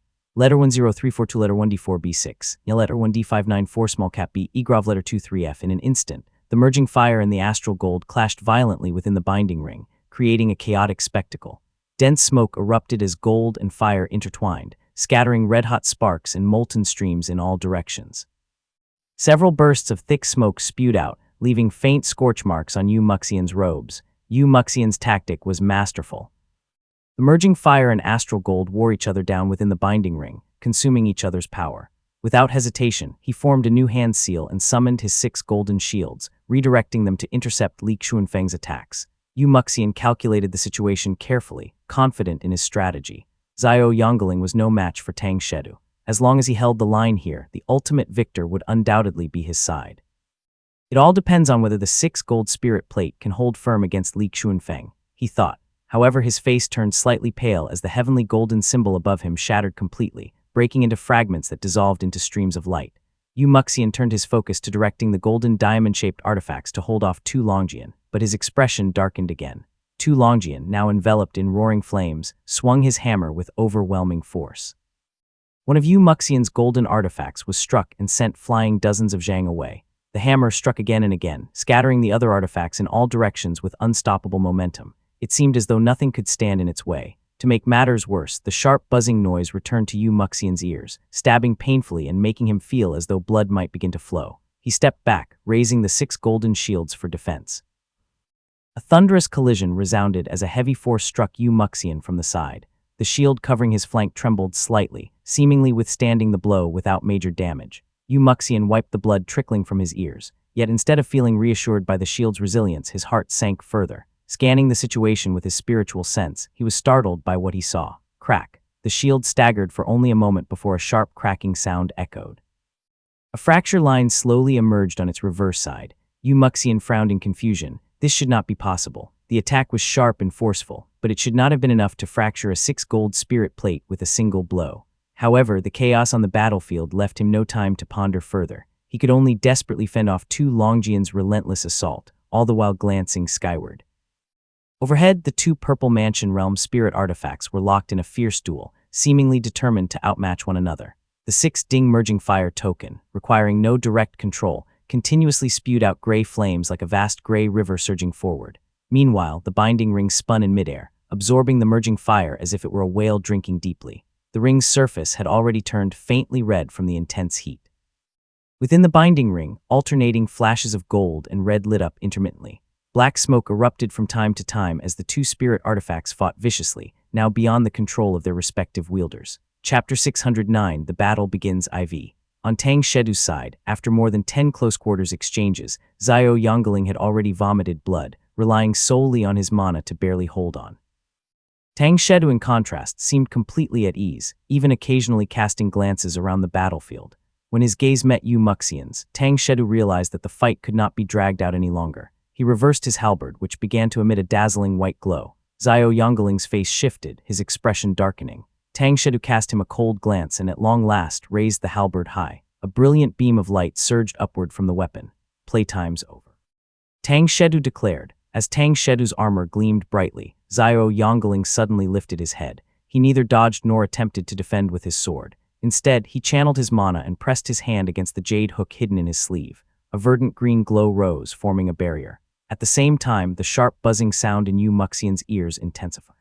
Tu Longjian had already smashed all 8 of Muxian's artifacts aside and was now swinging his hammer directly at Muxian's face. Alarm bells rang in Muxian's mind. At last, he flicked his sleeve and threw something out. Cloudsunder. The object left only a faint white trace in the air before disappearing entirely. Opposite him, Tu Longjian let out a muffled groan as the bright flames on his hammer were extinguished in an instant. The hammer slipped from his grasp, falling to the ground. Slash! Tu Longjian's face turned pale as he stumbled back dozens of zhang. Only then did the sound of a blade piercing flesh echo through the air. He swallowed the blood rising in his throat, his spiritual sense flaring as he quickly took stock of the situation. Floating in front of Muxian was a short sword. It appeared unremarkable, small and rhomboid in shape, with 2 simple carvings etched onto its hilt. The weapon hovered lightly in the air. Tu Longjian gasped for breath, while across from him, Yu Muxian hastily recalled the golden binding ring. The ring reluctantly retreated a mere 2 kun when a sudden series of booming sounds erupted.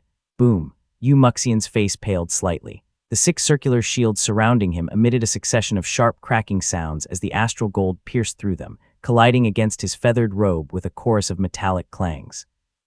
Just as he began to recover his composure, droplets of blood trickled down from his chin.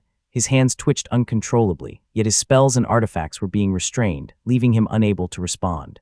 At last, a deep fear arose in his heart, and a single thought echoed in his mind: how? Then he had a sudden epiphany. I miscalculated. This grotto heaven has another layer below. In that instant, the weapons in everyone's hands began to hum in unison. The sea of clouds around them retreated like the ebbing tide. The eastern feather mountain, which Xiao Yongling had used to suppress the battlefield, disintegrated into smoke and ash. The merging fire dissipated, and the binding ring trembled violently. Buzz! Everyone felt a sharp pain in their ears, blood trickling from them as a pillar of golden light shot up from beneath the sea of clouds. Buzz, buzz, buzz. When the golden light appeared within their line of sight, it had already reached the heavens and disappeared into the boundless night sky.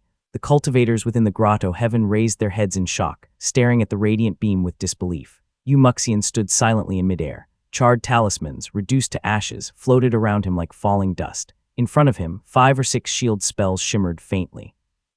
Each was riddled with cracks and bore a perfectly round hole at its center. As though suddenly realizing their state, the shields dissipated into streams of white light and scattered into the air. Prescription: letter 1D4, 1A, letter 1033D, letter 1D52C, letter 1D587. Yes, circumflex Yu Muxian's feathered robe drifted down like willow fluff, revealing the thin underlayer beneath. A circular hole had been burned through his chest, with the golden light piercing his abdomen and exiting through the back of his neck. The wound was bloodless, and through the hole the glittering stars of the night sky were clearly visible. His prominent nose, handsome features, and slender body were all riddled with small, gaping holes, like the mouths of infants opening and closing. Faint patterns of formation inscriptions were etched across his exposed skin. Junior brother. Tang Shedu let out a heart-wrenching. He had barely taken a step back when the emerald-green glow that had previously shielded Xiao Yongling flared up once more.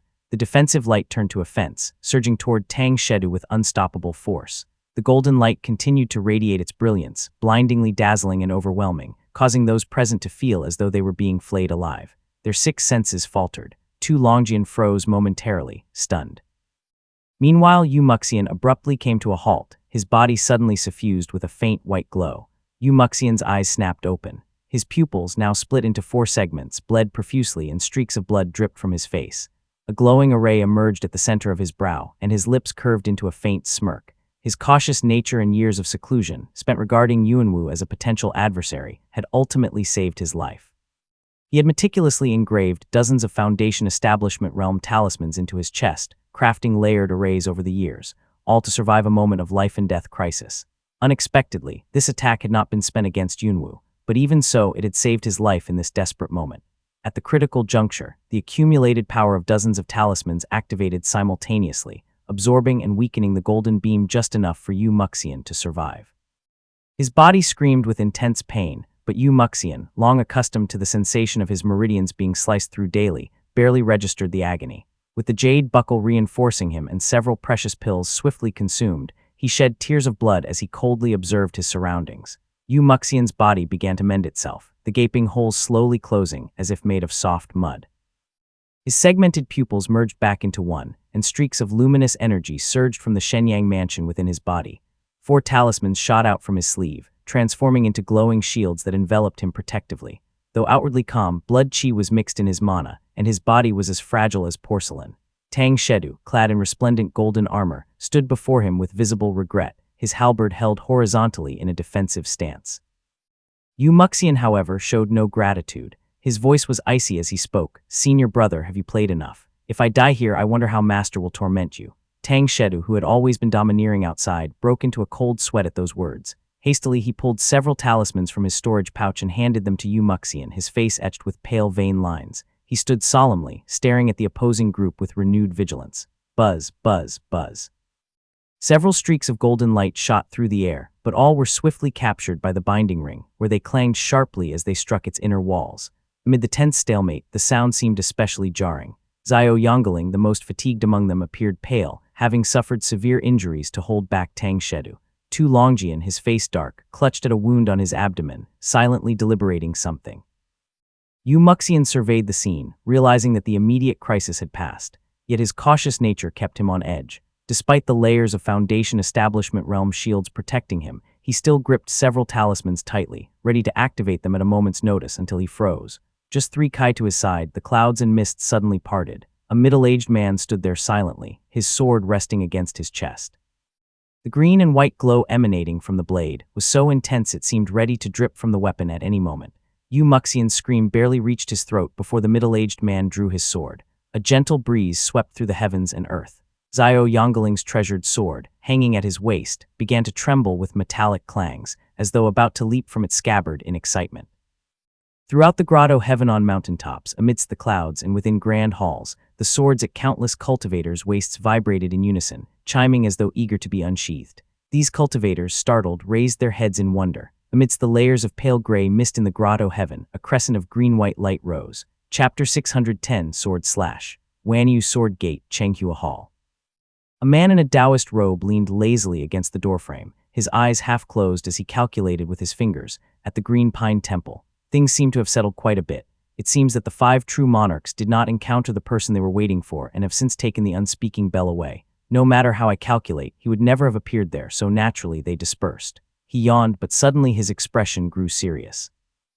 Clattering sound erupted from inside the hall. Startled, the man hurriedly stepped inside. In just a few strides, he reached the upper dais where a Taoist scripture rested. The scripture had a deep blue cover and pale yellow pages, appearing utterly unremarkable. Yet without wind, its pages fluttered and turned on their own. The pages finally settled, glowing with a faint green-white light as a few characters shone brightly. Kinch. A few lines down, 2 smaller words lit up celestial moon.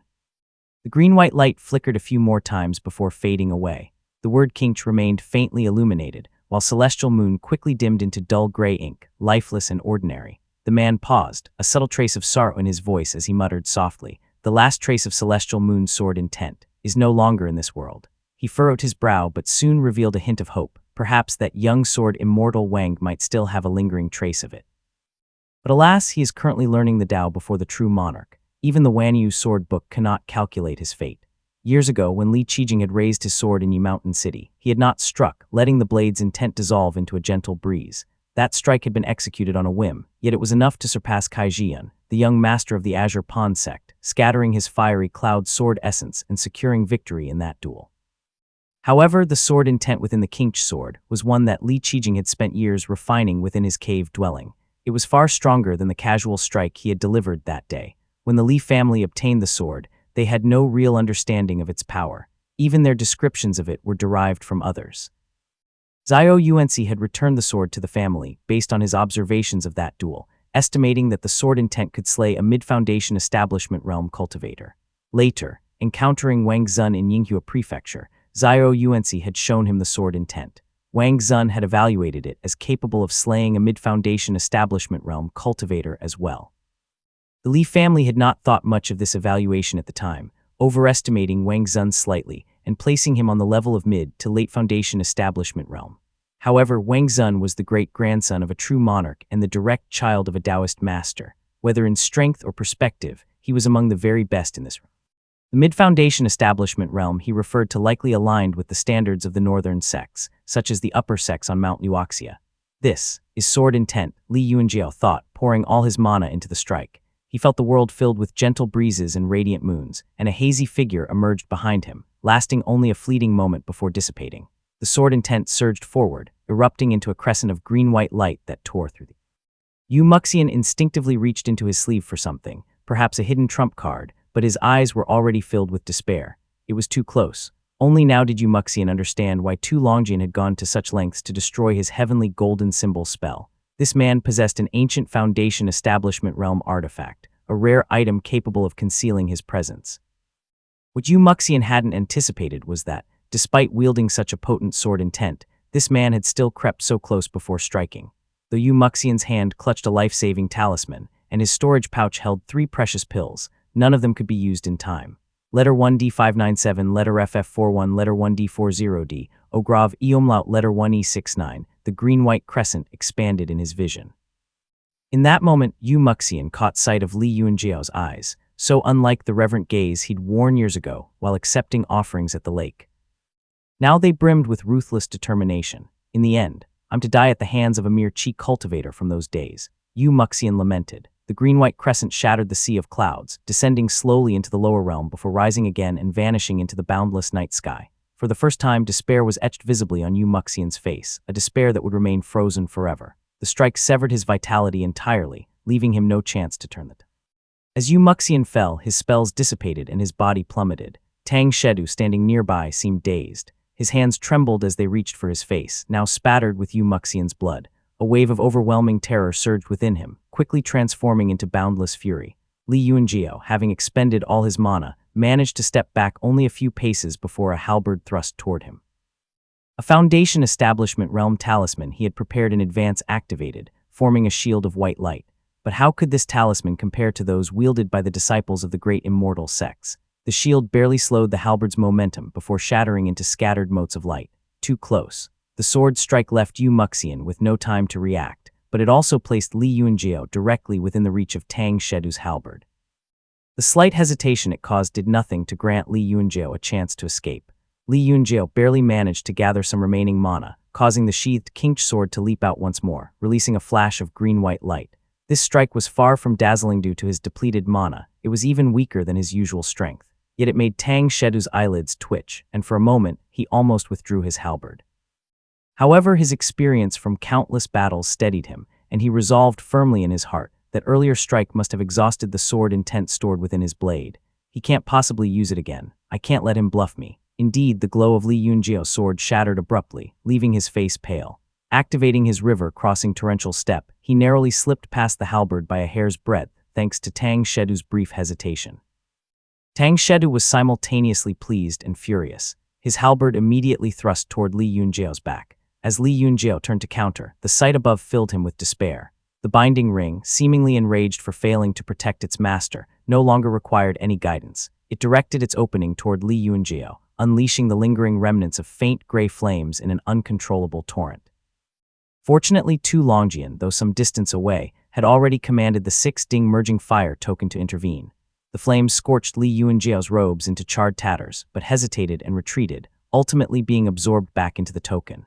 The binding ring, however, refused to relent. It was immediately entangled by the merging fire token, both artifacts clashing fiercely as they leaped and flared in the sky.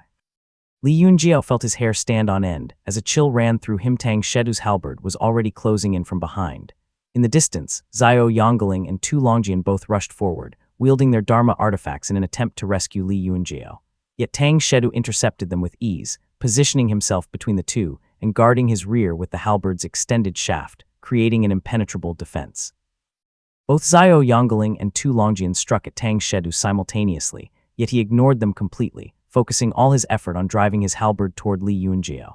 The fury and fear in his eyes betrayed his desperation, as though he were fighting for his very life. Li Yuanjiao, already in poor condition, found his kinked sword repelled with just a light clash against the halberd. A sinking feeling overtook him, and in that instant, another possibility occurred to him. Damn it. If this Golden Ring spirit artifact is still attacking me, the short sword must be coming too. Chapter 611, The Serpent Dragon Moves, The Rain Descends I. Seeing Tang Shedu's halberd thrusting straight toward Li Yuanjiao's back, Tu Longjian frowned deeply. Bringing his hands together, his spiritual sense flared. At last, the black and red token reluctantly released a streak of gray light, pushing the binding ring aside. The black and red token rose upward as a hazy radiance enveloped it. The 6 carved patterns on its back faintly glimmered with light. Tang Shedu, his arm outstretched, exuded an aura of menace. A low buzzing filled the air as the fiery white glow of his golden armor intensified, blindingly radiant as it repelled nearby Dharma artifacts. Like a deity descending, he bellowed, "Prepare to die." Li Yuanjiao suddenly felt a tremendous force pushing him sideways in midair, forcibly moving him out of the way of the halberd's lethal strike. Still, a cold sensation spread across his abdomen as a brilliant white blade of light emerged from his front.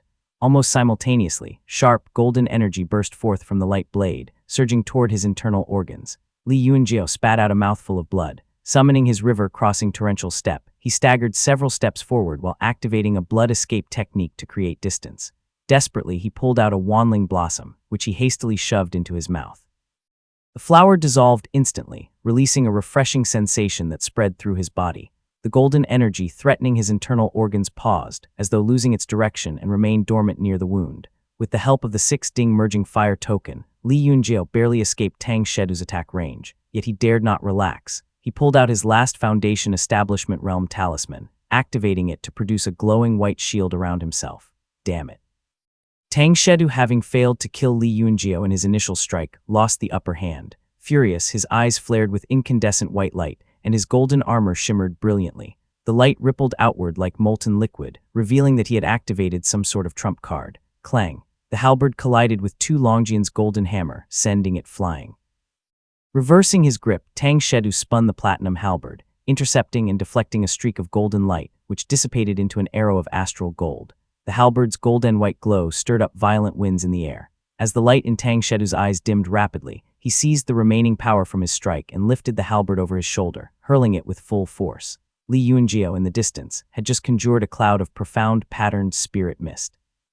But his chest suddenly went cold. The Foundation Establishment Realm shield in front of him shattered with a loud crack, and the mist he had summoned dispersed into thin air. His mana felt as though it were trapped in a formation, trembling and unsteady, as if it might dissipate at any moment. What a clever spirit artifact. Behind him, 10 zhang away, a faint stream of light flickered, none other than the Purple Mansion Realm spirit artifact Cloudsunder had lain in wait, striking just as Li Yunjiao attempted to conceal himself in the mist, piercing through his chest. As the spirit artifact's power activated, his immortal foundation instantly fell silent, and his mana froze in place like stagnant mud. The golden chi near his wound began to stir ominously. With his mana locked down, even the wind beneath his feet seemed unsteady. At last, Li Yunjiao understood why Tu Longjian had been so lethargic after being struck by this artifact. Anyone else in his position would have already fallen from the clouds. In that fleeting moment, a single thought surfaced in his mind: at least Yu Muxian is already dead. My death can silence the doubts of others. The next moment, a blazing golden white light pierced through his chest. Tang Shedu's halberd, with its dual blades spanning over 3 kai, burned through Li Yunjiao's torso. His shoulders and head were severed entirely, flying upward. Boom. Tang Shedu, having prepared more than a dozen talismans in advance, flung them in every direction, creating a dazzling display of light. In 2 swift steps, he reached Li Yunjiao's lifeless body, effortlessly retrieving the halberd as he rode the wind forward. Without glancing back, Tang Shedu was certain Li Yunjiao was as good as dead. Pierced through the heart by Cloudsunder, he was already at death's door. Whether he dies now or later is irrelevant. Even the intervention of a Purple Mansion Realm cultivator wouldn't save him after his chest was incinerated. At least his death will satisfy Master's expectations. Just as this thought crossed his mind, a wave of intense heat surged behind him. Startled, Tang Shedu turned abruptly, only to see roaring flames descending from above. Tu Longjian stood engulfed in fire, his hands pressed together, his eyes blazing with rage that seemed ready to overflow. Renew letter 22F small cap B epsilon's Tu Longjian's mastery of molten fire produced flames that were hazy on the outside, yet bright at their core. The flames scattered individually, spreading densely across the sky. Streams of gray merging fire intertwined with them, creating a fearsome display. Yet Tu Longjian remained half a step weaker. One hand still clutched at the wound left by Cloudsunder in his abdomen. Tang Shedu sneered coldly, retreating while a deep sense of satisfaction tempered his hatred.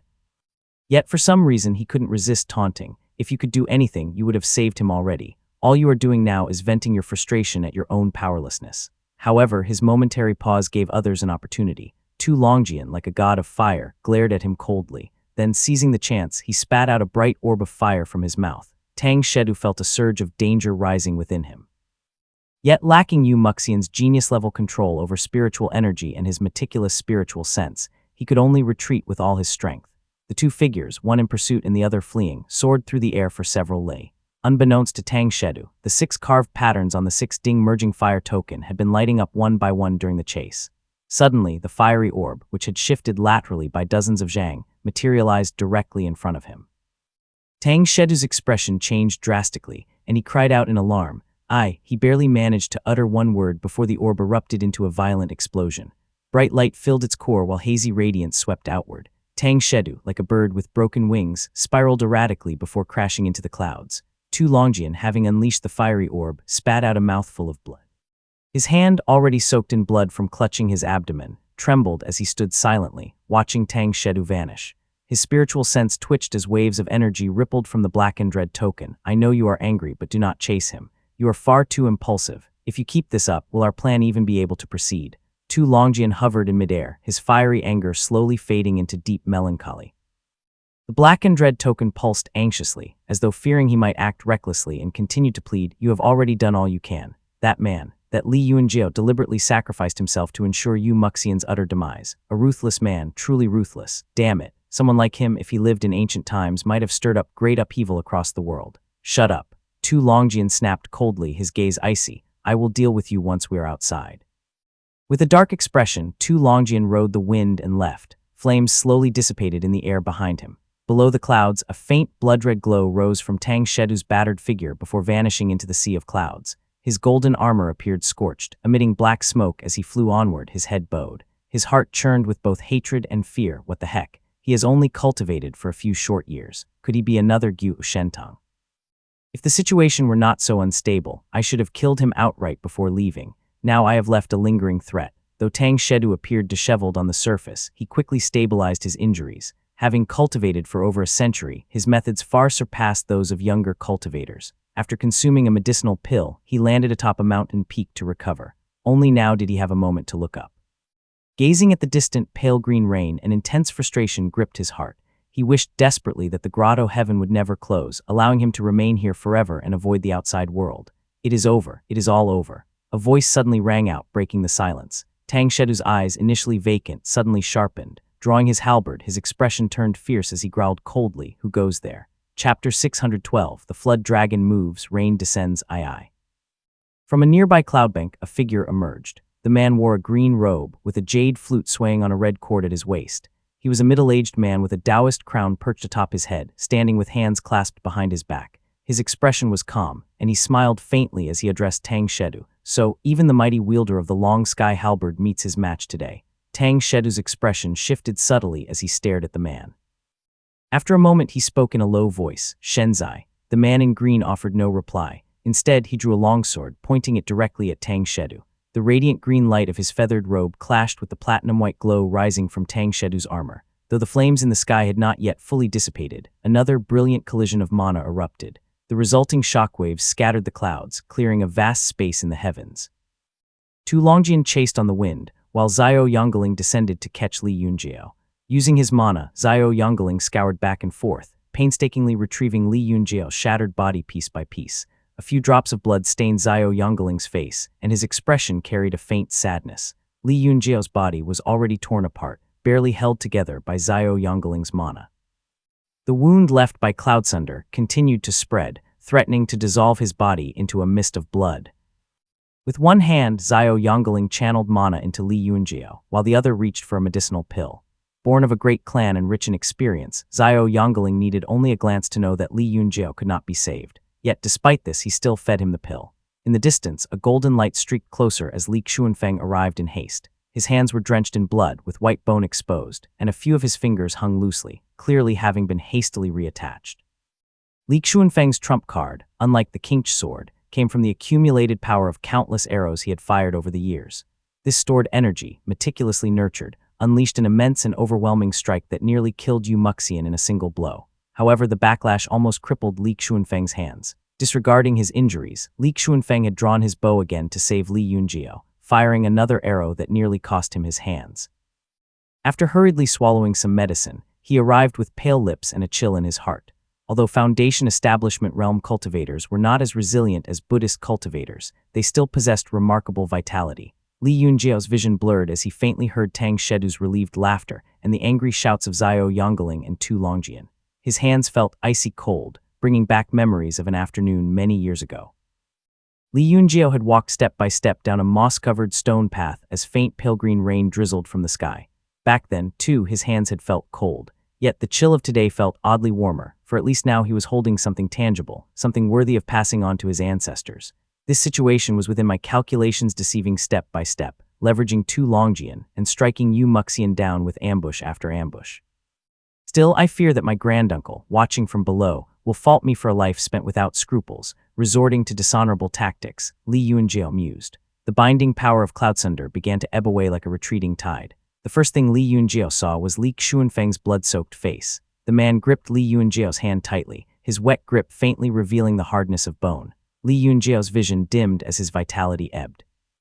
Yet sustained by the medicinal pills he had swallowed, his life clung stubbornly on, dragging him through a torturous cycle of hallucinations. He saw his mother, Mu Yalu, smiling as they sat together at the table. He saw Li Yuangxiu reading alongside him. Then he was back in the bridal sedan, where Xiao Gilwen's gentle face appeared, before it shifted to the innocent smiles of Li Zijai and Li Yuexiang. The stars above flickered like lamps in the darkness. A cool breeze swept by, and droplets of blood-soaked rain splattered on his face. As his consciousness faded, he found himself in a memory of another night. The stars transformed into lights at the foot of the mountain, while the clouds became the silhouette of a tall figure. Unlike Li Yuanjiao's usual black attire, this figure wore a flowing white robe with a billowing cloak. His face was youthful, his expression serene, and his eyebrows relaxed. The man exuded an air of grace, smiling silently as he gazed at Li Yuanjiao. A faint sweetness filled Li Yuanjiao's mouth, jolting him back to reality. It seemed he had been fed some life-saving elixir. Summoning his last breath, a faint light appeared in his hand, faintly resembling a coiling and flying serpent. Li, Wushao, he murmured. Li Xuanfeng grasped Li Yuanjiao's hand tightly, clenching his jaw as tears welled up in his bloodshot eyes. Before him, Li Yuanjiao's pupils had already begun to turn gray. The soft patter of pale green rain fell from above, striking Li Xuanfeng's black gold armor with a dull rhythm. Li Xuanfeng bent forward slightly. Li Yuanjiao's lips moved, and he rasped in a barely audible voice, "Brother, brother." Li Yuanjiao's tone was light, a cheerful inflection that Li Xuanfeng had never heard from him before. His tongue moved sluggishly in his mouth, but no further words came. The pale green rain continued to fall within the grotto heaven, dripping steadily onto Li Xuanfeng's black gold armor. The middle-aged man covered his face with one hand, remaining silent. His other hand, wounded and revealing bone, gently closed his nephew's eyes. Moongaze Lake. Autumn arrived early this year at Moongaze Lake. The landscape was painted in hues of crimson and yellow. Over at Qingdu Peak, the rains returned once more, falling in a gentle drizzle that passed through the formation barrier and gathered on the mountain. The water streamed down the stone crevices and channels, flowing clear and bright as it descended. Letter 211D Anu O Cute B Ya Letter 1D4AE, the Li family ancestral hall had been meticulously relocated to Mount Qingdu, every brick and stone transported without damage. The blue stone bricks exuded an ancient air, their surfaces covered in moss. The 6 massive doors of the hall were tightly shut, the brass fittings on them now dulled with age.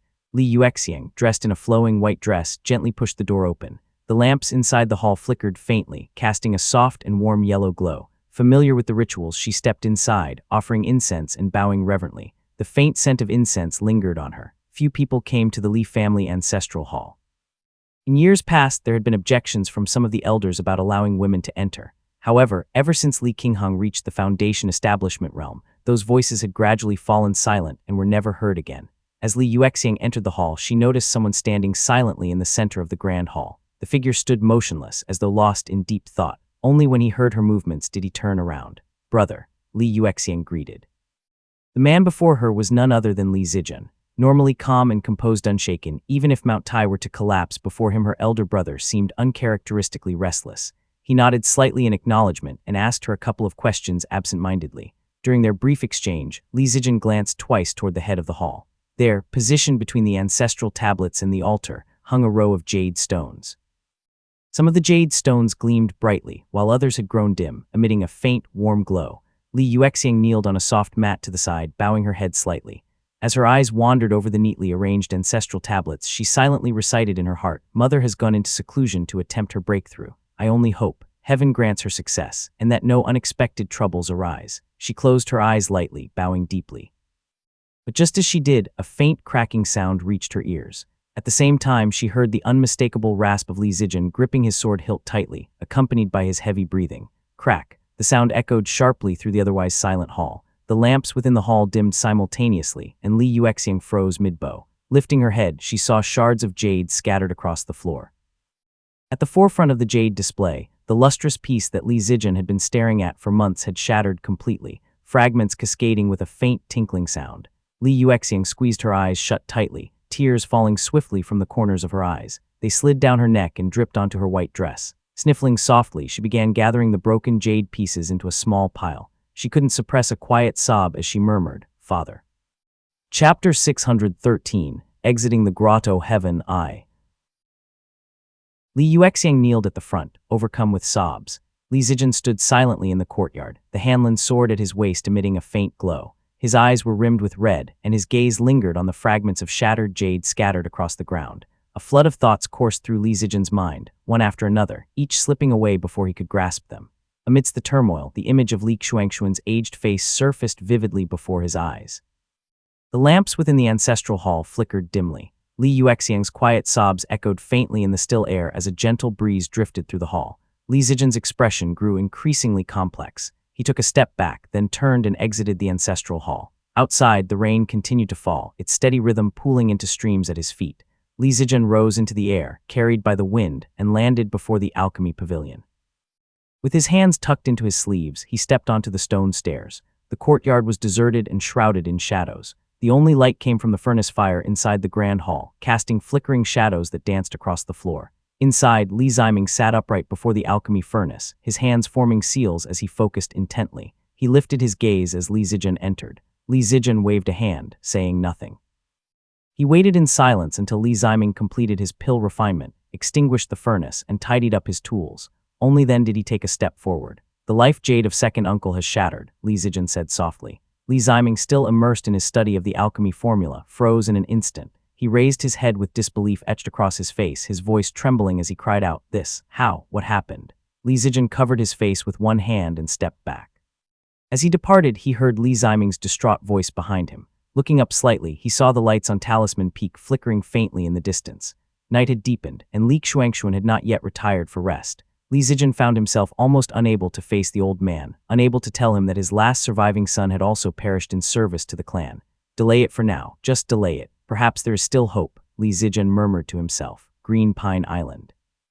Compared to the controlled skirmishes in most areas of the Grotto Heaven, the fighting on Green Pine Island was chaotic and disorganized. Rogue cultivators clashed in a frenzied melee, killing and plundering one another. Li Qinghong flew along the island's edge, wielding her spear. Her jade armor shimmered, deflecting the splattering blood, while violet lightning crackled around her, causing the seawater below to surge and rise as white mist. The sea ahead churned violently. From the void, an object fell, a small, glossy black stone, no larger than a fingernail. It floated silently in the air, immediately drawing the attention of several cultivators. Li Qinghong's spear erupted with lightning as she stepped forward decisively. With a sweeping motion, she forced back the surrounding cultivators, snatched the newly emerged spirit item, and swiftly stored it in her pouch before retreating. Having recently advanced to mid-foundation establishment realm, Li Qinghong's strength ranked among the top of the cultivators present. Her repeated successes had already attracted envious gazes. Sensing several individuals considering an alliance against her, she assessed her surroundings carefully. Though unafraid, Li Qinghong understood the wisdom of withdrawing at the right moment. Guiding her lightning, she retreated steadily until she reached the edge of Green Pine Island's waters. Only then did the figures in the sky begin to thin out. She had initially partnered with the Han family of Dongliu Island, planning her moves carefully, yet the winds of fate were ever changing. As spiritual energy grew unstable and various spirit items emerged, the group was scattered in an instant, each person scrambling to seize treasures. Before long, she lost sight of the Han family members. This area, where the Grotto Heaven overlapped with the mundane world, was filled with peculiar gray clouds that hindered spiritual senses. Unable to locate the Han family, Li Qinghong managed to rescue a few junior Han family disciples within her reach, but after collecting a substantial haul of treasures, she quickly left. The inability to coordinate with the Han family was no great loss for Li Qinghong. Being stronger, she was confident in her ability to harvest rewards on her own with the help of her immortal mirror. Without needing to share the spoils, she even found herself enjoying the independence. Letter 1E5F A tilde new Cyrillicia adjusting her hair, she landed on a reef and immersed her spiritual sense into her mirror to assess her surroundings.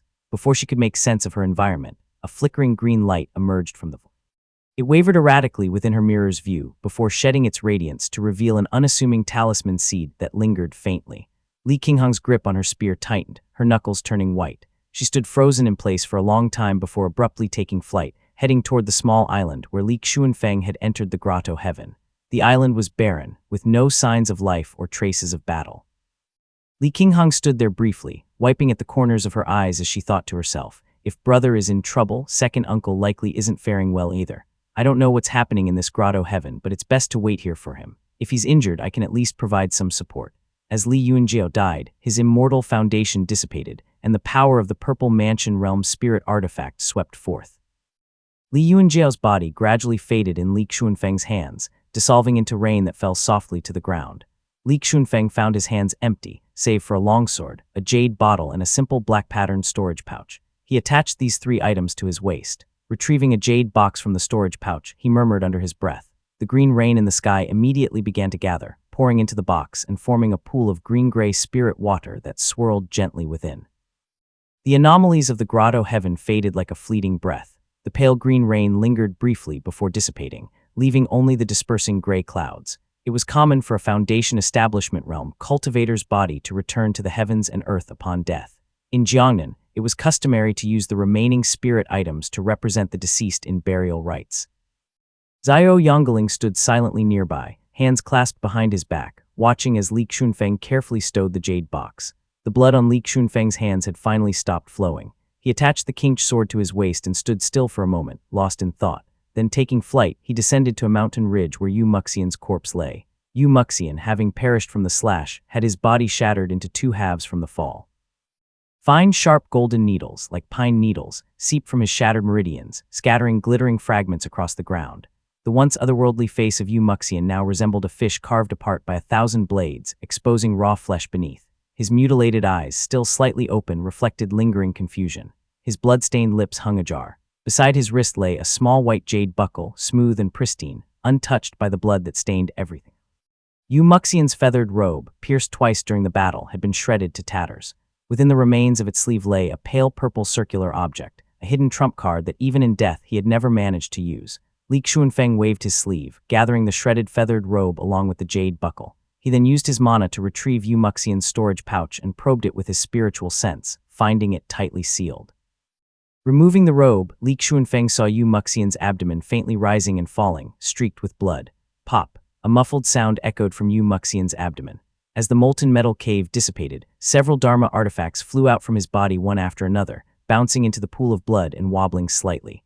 The artifacts ranged from the peak of Qi cultivation realm to Foundation establishment realm, none particularly outstanding. However, the 6 shields and 8 golden shuttles stood out as a matched set of artifacts, making them exceptionally valuable. Chapter 614, Exiting the Grotto Heaven II. From the distance came the sound of clanging metal as 2 Longjian, clad in black, descended slowly. The blackened red token beside him was suppressing a golden ring, causing it to tremble violently in midair, glowing red-hot as it burned. Cloudsunder has slipped away. I have lost its trail, he murmured. Li Xunfeng's expression remained impassive as he handed over Yu Muxian's storage pouch, speaking in a hoarse voice. Many thanks for your tireless assistance. Here is this man's storage pouch. It has not been opened.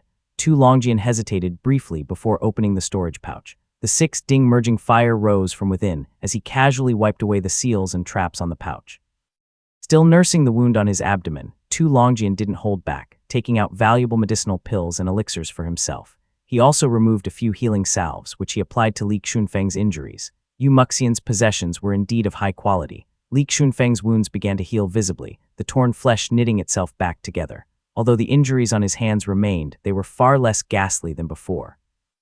2 Longjian rummaged through the storage pouch, retrieving a jade box which he kept for himself, along with several other items. He then returned the storage pouch to Li Xunfeng, who handed it to Zhao Yongling, saying softly, "Thank you, senior. Please take a few items as compensation." Zhao Yongling looked at him silently before hesitating slightly. He picked up 2 artifacts from the ground before glancing through the storage pouch. Meanwhile, 2 Longjian remarked softly, "Senior, there is still something of yours in that golden ring." 2 Longjian intensified the flames, and after a few breaths, the 2 Purple Mansion Realm spirit artifacts ceased their battle. The binding ring let out a puff of black smoke, spitting out a small golden orb. Li Xunfeng caught a glimpse of it and suddenly recalled that the first arrow he had fired had been absorbed by the golden ring. After being worn down by the spirit artifact, tempered by the merging fire and molten fire, and subjected to various spells, it had been refined into its current state. Zhao Yongling reached out to catch it. Returning the storage pouch to Li Xunfeng, he also took out a gleaming golden halberd and offered it with both hands, saying softly, "The halberd that Tang Shedu coveted. It is now returned to its rightful owner." This halberd had originated in the ancient Wei state, and calling it a rightful return was not far-fetched. Li Xunfeng accepted it on behalf of the Li family, giving the storage pouch only a brief glance. He left its contents untouched but instead displayed a pale purple circular object and asked, "Is this a Purple Mansion Realm talisman?" Seeing the 2 nod, Li Xunfeng replied, "I hope to use this talisman to stabilize my clan's fortunes. I will take nothing else from this pouch."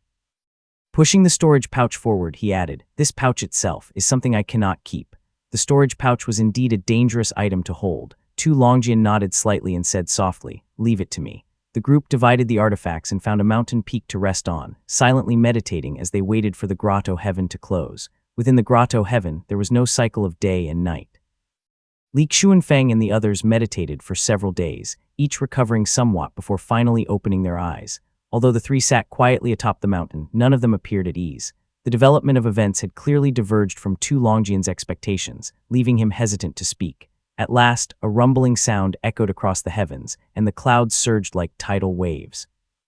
Tu Longjian said, "Honored seniors, I still have pressing matters to attend to and cannot accompany you to the boundary. Please forgive me." Li Xuanfeng and Xiao Yongling understood that Tu Longjian leaving so openly would undoubtedly lead him to the Purple Mansion Realm cultivator's hands. They bid him farewell nonetheless. Tu Longjian hesitated for a moment before responding, "I deeply regret what happened to Senior Yuan Jiao.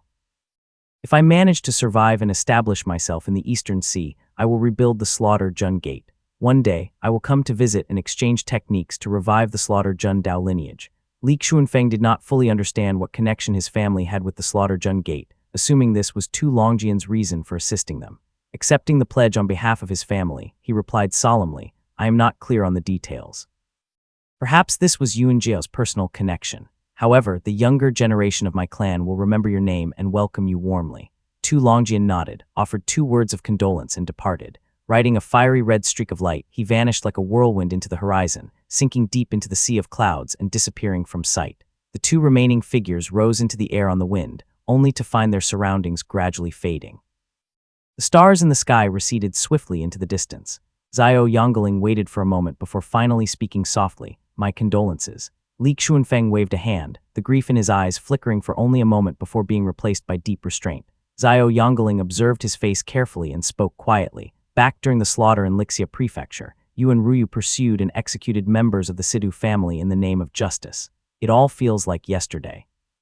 Decades have passed and you seem so much different now."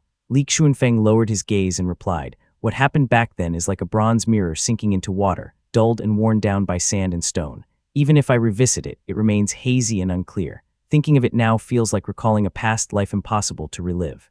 Xiao Yongling paused, unsure of how to respond. After a moment he said softly, "Back then I thought you were too sharp, that Ruyu was bound to be hurt by your brilliance. I even considered mentioning it to Tangya. But looking at you now, it is clear you surpassed Ruyu in every way. It seems I underestimated you and made a fool of myself." Letter 1D597 A umlaut letter 21150 circumflex Ya S. Li Xuanfeng shook his head deeply, uninterested in continuing the conversation. Just as he was about to respond with some polite remarks, Xiao Yongling suddenly vanished. From head to toe he disappeared completely, as did the stars, clouds, and mountains, which all faded away into the distance. The Grotto heaven is closing. Li Xuanfeng raised his gaze, finding himself surrounded entirely by the deep blue sea. Beneath him were the same island and rocky shore from when he first entered. The formation he had set up at the beginning still glimmered faintly. Nearby, Lin Chensheng stood in black robes, clutching his chest. Crimson blood dripped steadily from between his fingers. On the other side, Kan Ziyu collapsed to the ground with a thud. Sitting cross-legged, she immediately began meditating to recover. Li Xuanfeng scanned the island with his spiritual sense but found no trace of Zhang Kaiyan. He surmised that Zhang Kaiyan had likely met a grim fate, if not within the Grotto heaven, then perhaps already in the hands of the Purple Mansion Realm cultivators. Although Zhang Kaiyan was absent, Li Xuanfeng saw a familiar figure nearby.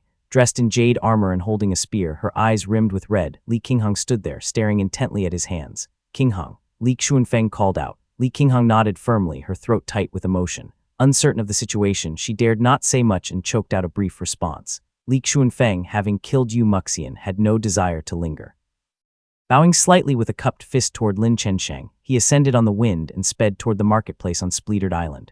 As he took flight, Li Xuanfeng suddenly froze. The great void before him split open, trembling violently. From the rift stepped a man clad in platinum armor, his familiar halberd pointing directly at Li Xuanfeng. Behind the man stood an elder clad in green robes. The elder's hair was white as a crane's feathers, yet his face was youthful. His nose was high and straight, and his eyes were etched with golden patterns. Behind him, a long, slender object rested silently. Standing in midair, the elder radiated a quiet but commanding presence. Beside him, a golden short sword hovered, buzzing sharply with its tip aimed directly at Li Xuanfeng. The sword vibrated with a ringing hum as though identifying its target. In the elder's other hand was a familiar golden ring, spinning slowly as it emitted a faint, whooshing sound, almost as if it were aggrieved. Tang Shedu's aura was weak, his armor battered and fragmented, and his halberd bore 2 deep scars. His face, pale as gold paper, was far more haggard than when he had fled. In a hoarse voice he said, "Taoist Master, it is him." Chapter 615, The Subtle Wonders of Profound Patterns. Taoist Master Yuanwu. Li Xuanfeng's heart sank abruptly. Yet he noticed that Tang Shedu's expression lacked the arrogance and brazenness he had expected.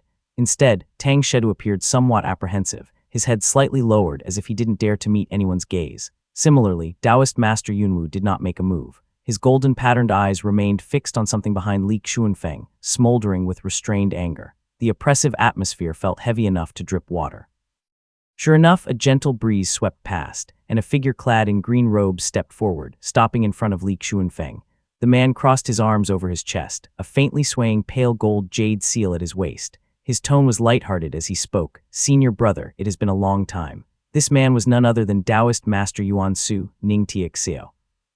It was clear that Taoist Master Yuanwu had already learned of his disciple's death, and had come seeking retribution as soon as Tang Shedu exited the Grotto heaven. Equally prepared, Ning Tiexio had anticipated Yuanwu's arrival and was already waiting here. "Tiexio, he killed my disciple." Taoist Master Yuanwu's cold gaze swept forward, yet it was blocked by the presence of Yuan Su. Li Xuanfeng understood that he should not meet Yuanwu's gaze and followed Tang Shedu's lead, bowing his head low. Yuan Su, standing in front of him, simply smiled. "Senior brother, you exaggerate. It is just one disciple. You have plenty more. It was merely a misunderstanding. Our juniors fought over treasures, and in the heat of the moment, someone struck too hard. Surely, you would not have allowed Yu Muxian to reach the Purple Mansion realm anyway. He did not have long to live, so what is the harm in compensating with some spirit artifacts to settle this matter?" Yuanwu's face darkened further as he responded in a low tone. He was no ordinary disciple. Yuan Su, appearing to know more than he let on, chuckled nonchalantly and casually remarked, "His talent was indeed remarkable. Ning Tiexio, Yu Muxian carried many secrets, perhaps even some profound opportunities. By killing him, these people have ruined my plans." Yuanwu's icy voice rose as the 2 spirit artifacts by his side began to spin rapidly. However, Yuan Su stood his ground, meeting Yuanwu's gaze head-on and countering bluntly, "What secrets could he possibly have? Senior brother, do not let yourself be deceived by tricks." The atmosphere was tense, as if a drawn sword hung in the air. The sea churned with low rumbling sounds, splitting apart like receding tides. On one side, the water boiled into a pale blue froth, while on the other, it remained golden and calm, smooth as a mirror. The divine abilities of the 2 Taoist masters collided subtly in the air, growing increasingly fierce. On the nearby island, Lin Chensheng and Kan Ziyu's expressions turned pale. Without hesitation, they flew into the water to escape, not even taking time to tend to their injuries, desperately fleeing for their lives. Just then, 2 more figures emerged from the great void. At the forefront was a Taoist master wearing a dark blue robe, his white hair flowing as he traversed the air with a calm demeanor. The confrontation between the 2 Taoist masters immediately paused as they turned to the newcomers. Taoist Master Yuanwu glanced at the lead figure and spoke in a low voice, "Zio Shooting." Zio Shooting's sudden arrival disrupted the stalemate. He stepped forward with a faint smile and addressed Taoist Master Yuanwu. "It has been so many years. It is rare to meet you, senior." Taoist Master Yuanwu's expression darkened as he cast a quick glance at both Zio Shooting and Yuan Su. Zio Shooting, speaking softly, said, "I am here to offer my apologies. My family's junior acted impulsively and caused the death of a disciple of the Azure Pond sect. Now that the killer has paid with their life, I suppose this resolves the grievance." Taoist Master Yuan Su, playing with his jade seal, casually added, "Yes, yes. Senior brother, you have always been fond of auric stones. I will send some your way. Let us not waste any more time here." With this, Yuanwu was given a graceful exit. His expression softened slightly, though resentment still lingered as he thought of Li Yuanjiao's death. He had nowhere to vent his anger, but more importantly, suspicions gnawed at his heart. Prescription a letter Tazero of Butta Agrov Sektian Yuanwu was convinced that Yu Muxian harbored many secrets. Now, with such an abrupt and inconclusive death, he couldn't help but suspect, could it be, that the boy staged his death to escape me. But in the great void, it's about to begin, I can't afford any delays. Doubt clouded his mind and his face remained grim. He spoke in a low voice, "Since the 2 of you have said so, I will visit in a few days to discuss compensation." Zio Shooting and Yuan Su seemed to have anticipated his concession. Watching him leave, they cupped their fists politely to each other before parting ways too. Yuan Su turned back to Li Xuanfeng and instructed lightly, "We are heading into the great void for a gathering. This matter is not over yet. Stay put, settle your family affairs, and return to guard the southern border within 3 months. Without waiting for Li Xuanfeng's response, Yuan Su flicked his robe and vanished. The world fell silent. Only the pristine blue sea and bright sky remained, tranquil and serene, as if the intense confrontation had never taken place. After the Purple Mansion realm Taoist masters had all departed, Li Xuanfeng and Li Qingheng finally let out sighs of relief and took to the skies.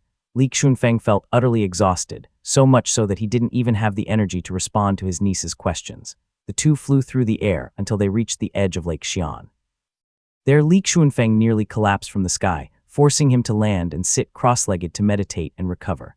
Li Qingheng stood guard by his side, ensuring his safety. She took out the relics her uncle had given her earlier. Not daring to open the jade box, she held it in her arms for a while before carefully setting it aside. Then she retrieved a jade bottle tied to her belt, one of Li Yuanjiao's belongings, and examined it closely. This must be the Foundation Establishment Realm artifact, the profound patterned bottle. She murmured. Thinking of its name, her lips trembled and she let out a quiet sob. The small bottle was no wider than 2 fingers, simple yet elegant, adorned with dark silver profound patterns. Li Qingheng hesitated for a moment before injecting her true essence into it. The inscriptions on the bottle lit up one by one, visibly shimmering with silver radiance. To her amazement, the patterns shifted and transformed, changing from cloud-like designs into jagged thunderbolts as though fractured with cracks. The bottle, having lost its previous owner, was quickly refined by her. Its surface glowed as streaks of black lightning surged forth. "What?" she exclaimed. The moment the lightning appeared, Li Qingheng instinctively suppressed it.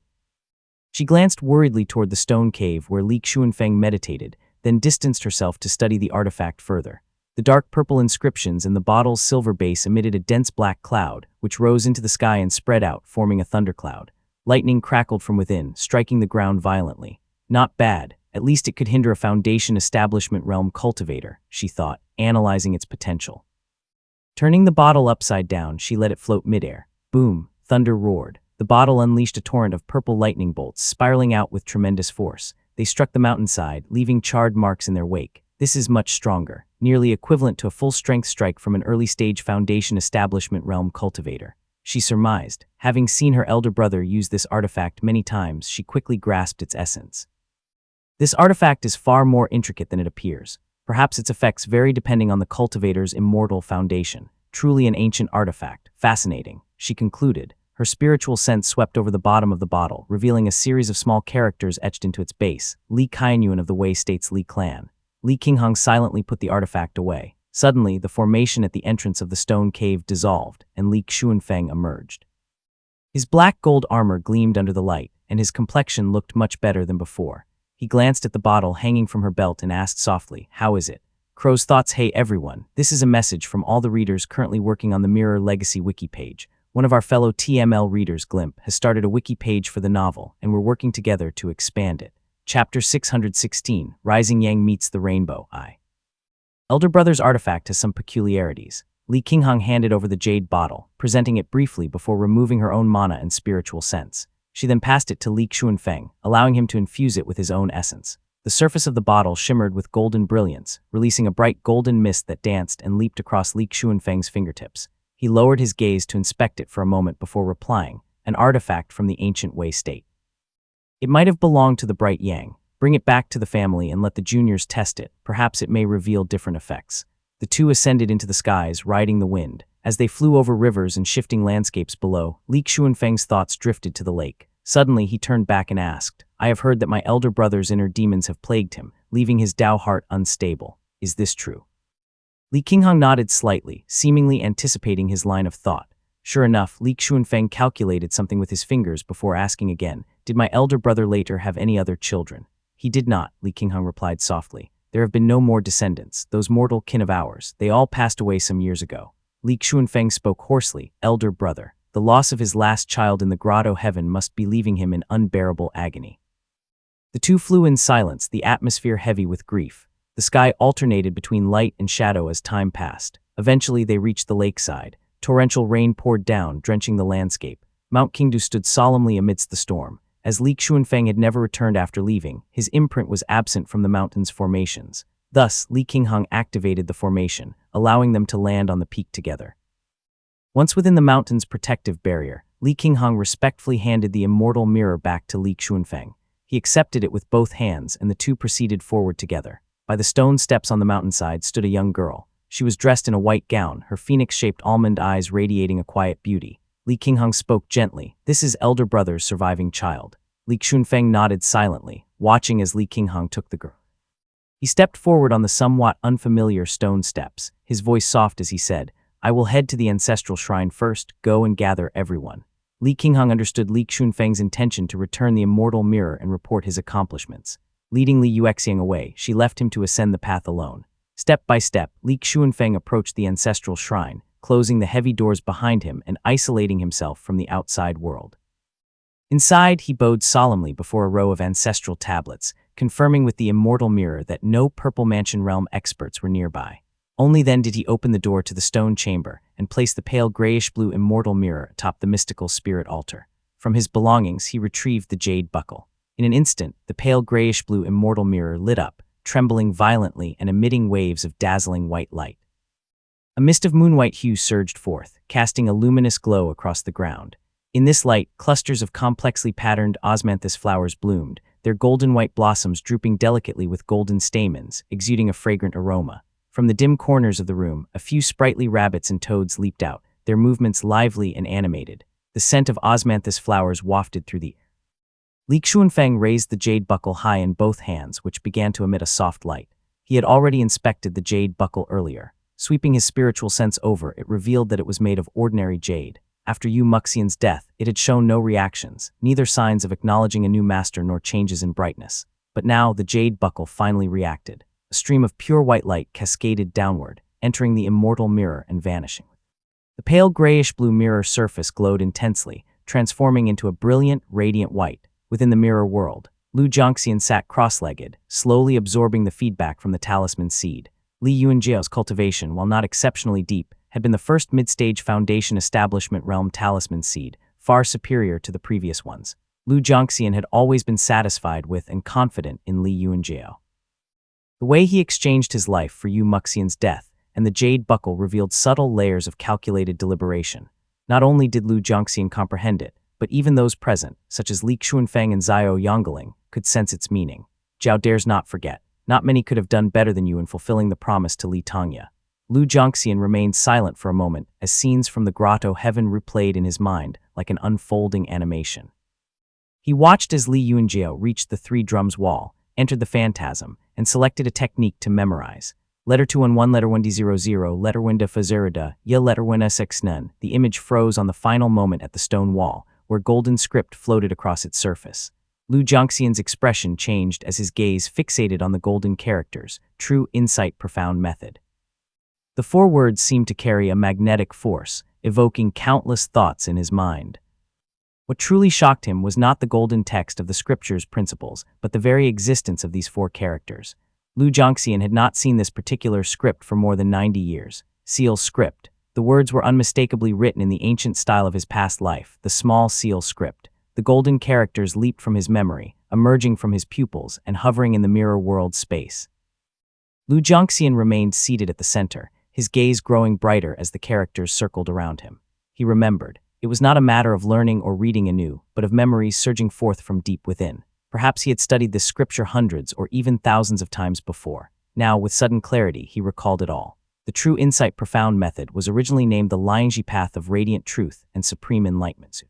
It was an ancient method for cultivators to refine their nature, extend their lifespan, and ascend to immortality.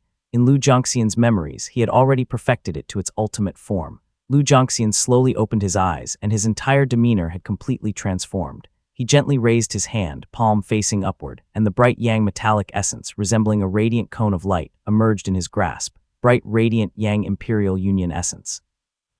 So this is the nature of the metallic essence. Life and essence are intertwined, and the metallic essence and thread of fate are fundamentally one. Countless revelations surged within his heart, yet he found himself unable to articulate them. Overwhelmed with joy, tears fell from his eyes as he muttered, "No wonder a golden core rebirth ties itself to a thread of fate. The metallic essence, when activated, naturally forges one's fate." The metallic essence in his hand had undergone a fundamental change compared to before. No longer inert, it now swirled warmly in his palm. Interlocking his index and middle fingers, he gently tapped the essence with his thumb, causing it to emit an even brighter radiance. In an instant, Lu Zhongxian's robes transformed into garments of dazzling golden splendor, surrounded by rings of colorful light. Streams of spiritual qi and flames cascaded like rain, dancing around him. Golden embers resembling the supreme yang splendor flame, the explosive brilliance of the six yang radiance, and the luminous patterns of the golden yang radiant origin emerged around him, merging, fading, and evolving. Though he had yet to claim the jade buckle, Lu Zhongxian's heart brimmed with indescribable joy. He whispered, "The greatest treasure of this journey is, without doubt, the true insight profound method." Lu Zhongxian felt certain that with these immortal techniques, even if he unleashed the bright yang essence into the world, no one could take it from him, unless the rightful owner of this bright yang fruition descended in person. To compare his former self, Lu Zhongxian mused, he had once been like a child holding a Foundation Establishment realm artifact without the ability to wield it, perhaps only capable of using it to crack walnuts. But now he was a Foundation Establishment realm cultivator well-versed in various spells. Not only could he harness the metallic essence's myriad wonders, but through its guidance, he could gain insight into countless truths of the world. Chapter 617, Rising Yang Meets the Rainbow. What a pity. If I had a physical body, with just this metallic essence and the immortal techniques, I could reach Foundation Establishment realm within 3 months and Purple Mansion realm in 6 years. Joy flickered in his brightened eyes as he muttered, "I wonder if there are other similar relics in this world. With just one glance, the rewards would be immeasurable." Suppressing his excitement, he silently reminded himself, "Caution, I must remain cautious. Though this metallic essence could make me a master strategist in this realm, I am still within the territory of the Golden Core realm experts. I must tread carefully and proceed slowly." As he pondered his plans, the murky glow in the sky gradually dispersed, casting down a ray of white light. Lu Zhongxian felt the gradual restoration of the mirror artifact's power. Though his anticipation for the jade buckle had diminished, his heart still stirred with some delight. Not only do I have 3 more talisman seeds, but the supreme yin profound light has also reached the power of the Purple Mansion realm. Lu Zhongxian's eyes gleamed faintly as he gauged the feedback from the world. Though he couldn't fully grasp the level of power associated with the Purple Mansion realm, based on his past experiences, it likely meant that a direct strike could instantly kill a Purple Mansion realm cultivator. The supreme yin profound light must not be used carelessly. His gaze lingered on the bright yang metallic essence before him. With a slight thought, the essence shifted, transforming into a beam of light and manifesting a human face. This face appeared resolute and commanding, with a high-nosed bridge and deep-set eyes radiating a dignified masculine charm. However, it was not brutish or aggressive, but rather an inspiring and enthralling presence. His brows were broad and smooth, and his golden pupils glowed faintly under the shadow of his nose, exuding an air of dominance and cunning. Great ancestor of Wei, Li Qianyuan, the bright yang essence, passed down through countless years, instinctively displayed the visage of its original owner first. Gradually, the face morphed into that of a pale, slender youth, then shifted rapidly through a series of faces, each belonging to ancient cultivators who had once interacted with the metallic essence. Finally, the sequence slowed and settled on the youthful face of an inexperienced young man, Chu Yi. Lu Zhongxian studied the face intently, his gaze lingering on the brows and the bridge of the nose. It truly is Chu Yi. But then, to his astonishment, the features began to overlap with the earlier face he had seen. He froze in place, his expression shifting to one of disbelief. Moments later, he exclaimed, "Li Qianyuan. Chu Yi is the reincarnation of Li Qianyuan. How can this be? This is impossible. How could Mount Luoxia?" His words trailed off abruptly. With a change in his hand seals, the metallic essence began to shift once more. Lu Zhongxian carefully examined its patterns, discovering that over the past millennium, Li Qianyuan had reincarnated a staggering 19 times. The metallic essence in his hand slowly reverted to its original conical form, floating quietly in Lu Zhongxian's palm. He sat back down on the stone bench, his expression dark as he muttered, "Mount Luoxia. How ruthless Mount Luoxia is." Lu Zhongxian had long determined that the bright yang fruition had an owner, but he had not realized that this person was still Li Qianyuan. In hindsight, Li Qianyuan, as perhaps the first emperor to achieve mastery over the bright yang essence, had single-handedly built the unprecedented centralized feudal state of the Great Wei. His actions, from Lu Zhongxian's current level of insight, ensured that as long as he lived, no one else could hope to touch the bright yang fruition. However, the true monarchs of Mount Luoxia, desiring the bright yang for themselves, had to contend with the fact that a golden core realm cultivator was nearly immortal in this world, capable of constant reincarnation. The only way to seize the fruition attainment was to repeatedly bring about Li Qianyuan's reincarnation and death. Each cycle of destruction and resurgence chipped away at his fate and divine abilities, inching the true monarchs closer to their goal. And yet something had gone wrong with Li Qianyuan. He He seemed to have lost his memories. With each reincarnation, he failed to recall his past lives, repeatedly falling into Mount Luoxia's grasp. Everyone thought Chuyi bore a thread of fate, unrivaled in this world. They envied his ability to play among mortals, to return north to Mount Luoxia, and assumed he was merely a true monarch toying with the world. Lu Jiangxian closed his eyes slightly and murmured, "Who would have thought? Who could have imagined that behind it all was a scheme using the states of Wu, Yue, and Zhao as pawns on a chessboard, corrupting the bright yang fruition time and time again? I fear that with every cycle, multiple true monarchs are watching from the great void. No wonder Chuyi, with fate upon him, was so unstoppable. Even when bright yang descended, the threads of fate scattered across a few lucky individuals, each one immensely formidable. This was precisely to exhaust his fate and divine abilities to the fullest." Lu Jiangxian concluded, "What a ruthless Mount Luoxia." Lu Jiangxian exhaled lightly and quickly connected the dots to the collapse of the Eastern Fire Grotto heaven. When control over the bright yang fruition attainment reached a certain level, they first caused the Eastern Fire Grotto heaven of the Kui family to fall. This led to the emergence of numerous bright Yang Dao lineage across the land and overseas. Why deliberately allow these inheritances to flow out? He lowered his gaze to the small strand of metallic essence suspended in his hand. Prescription. Although Lu Jiangxian had gained some profound insights into the nature of metallic essence and fate through immortal techniques, his understanding of fruition attainments remained limited. He could only speculate. On the surface, it looks like compensation for various sects. But considering their usual practice of strictly sealing techniques and my earlier deductions, this cannot be so simple. This suggests Mount Luoxia hopes to see bright yang cultivators arise both on the mainland and beyond the seas, likely as part of their larger plan. The next moment, Lu Jiangxian suddenly recalled the sight of the 5 true monarchs gathered around Green Pine Temple. His chest tightened, and he exhaled softly, suppressing his growing unease. He comforted himself, "I have already chosen bright yang and now possess the bright yang metallic essence. I have come this far." With a gentle wave of his hand, he retrieved an object from the table before him. This was the result of years of effort, a grade 5 purple mansion realm technique written using the metallic essence and references from numerous other techniques. Having reviewed it with his newfound immortal techniques, Lu Jiangxian was reassured of its perfection. Finally, he allowed himself a sigh of relief. The item was a golden jade slip with intricate patterns, engraved with small characters that read radiant essence scripture. After putting everything in order, a bold idea arose in Lu Jiangxian's mind. His gaze swept downward, and his divine sense extended outward, scanning the entirety of Moongaze Lake. His attention lingered briefly on the core members of the Li family, but he failed to find what he was seeking. His divine sense swept further until it reached the small town, where it rested on a young man standing in a courtyard, looking gently at the people around him. This youth had broad eyebrows and an imposing yet composed demeanor. Dressed in a fine robe, his smile radiated warmth. This was none other than Li Qinglio. Li Qinglio had navigated the situation with Su Zio deftly, earning the favor of many elders. Recently, he had been riding a wave of success, having taken a new wife and broken through to the Qi cultivation realm. It was the prime of his life. However, Lu Jiangxian's divine sense did not linger on Li Qinglio, but instead shifted to the figure beside him. Seated next to him was a gentle woman with a sweet smile. Though her beauty could not rival that of Liu Lingzhen, her actions exuded natural elegance, and her eyes shone brightly. She was lightly cradling her stomach.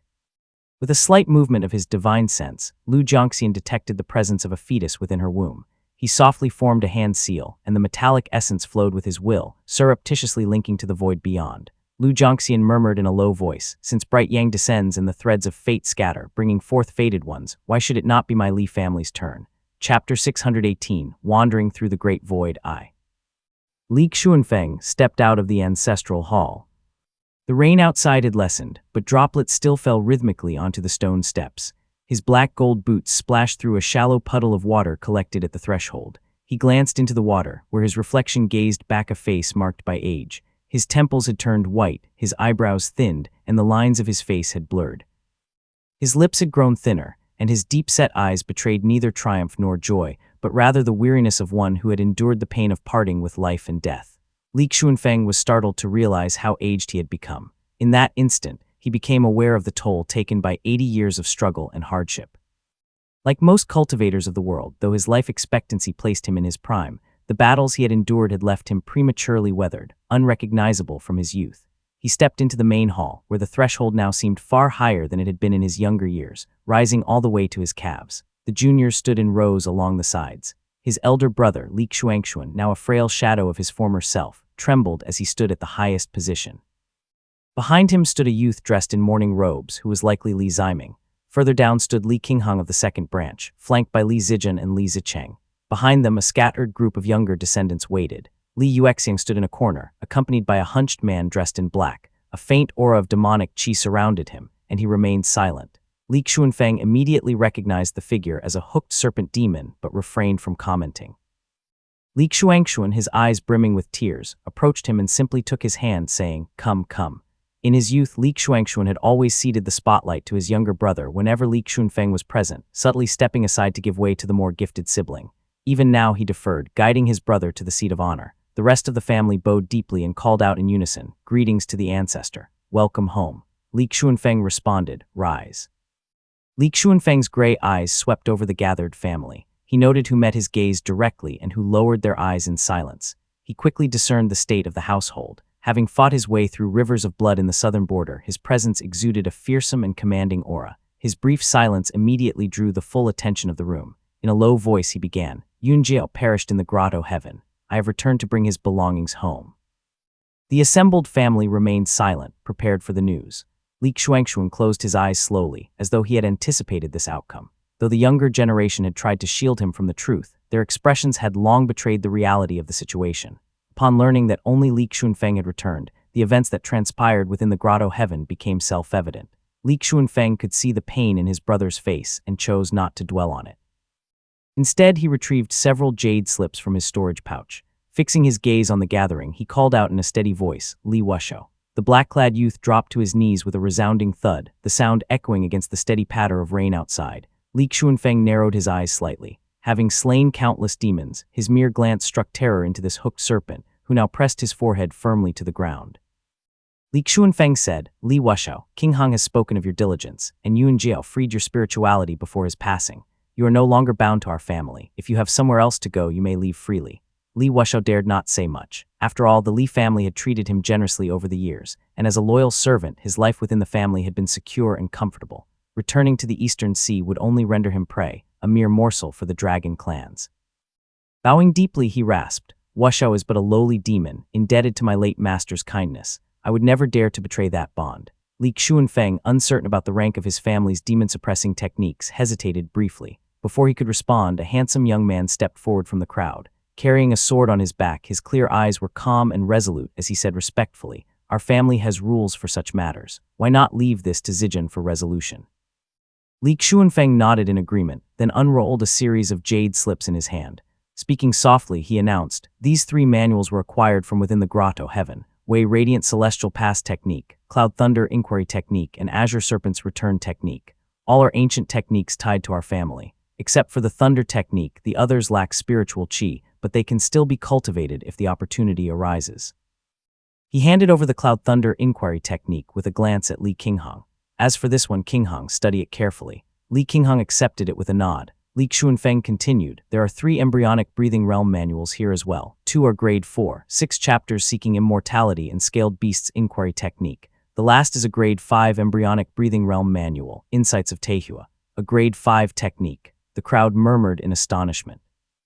Li Xuanfeng didn't pause, producing a deep golden halberd next. Its shaft curved like a crescent moon and was taller than an average man. "This is an artifact from ancient Bright Yang. The family may put it to use." One by one, he laid out various rare spirit items. Finally, he brought forth a violet circular jade talisman, presenting it with great solemnity. "This is a purple mansion realm talisman. When infused with mana, it can be activated.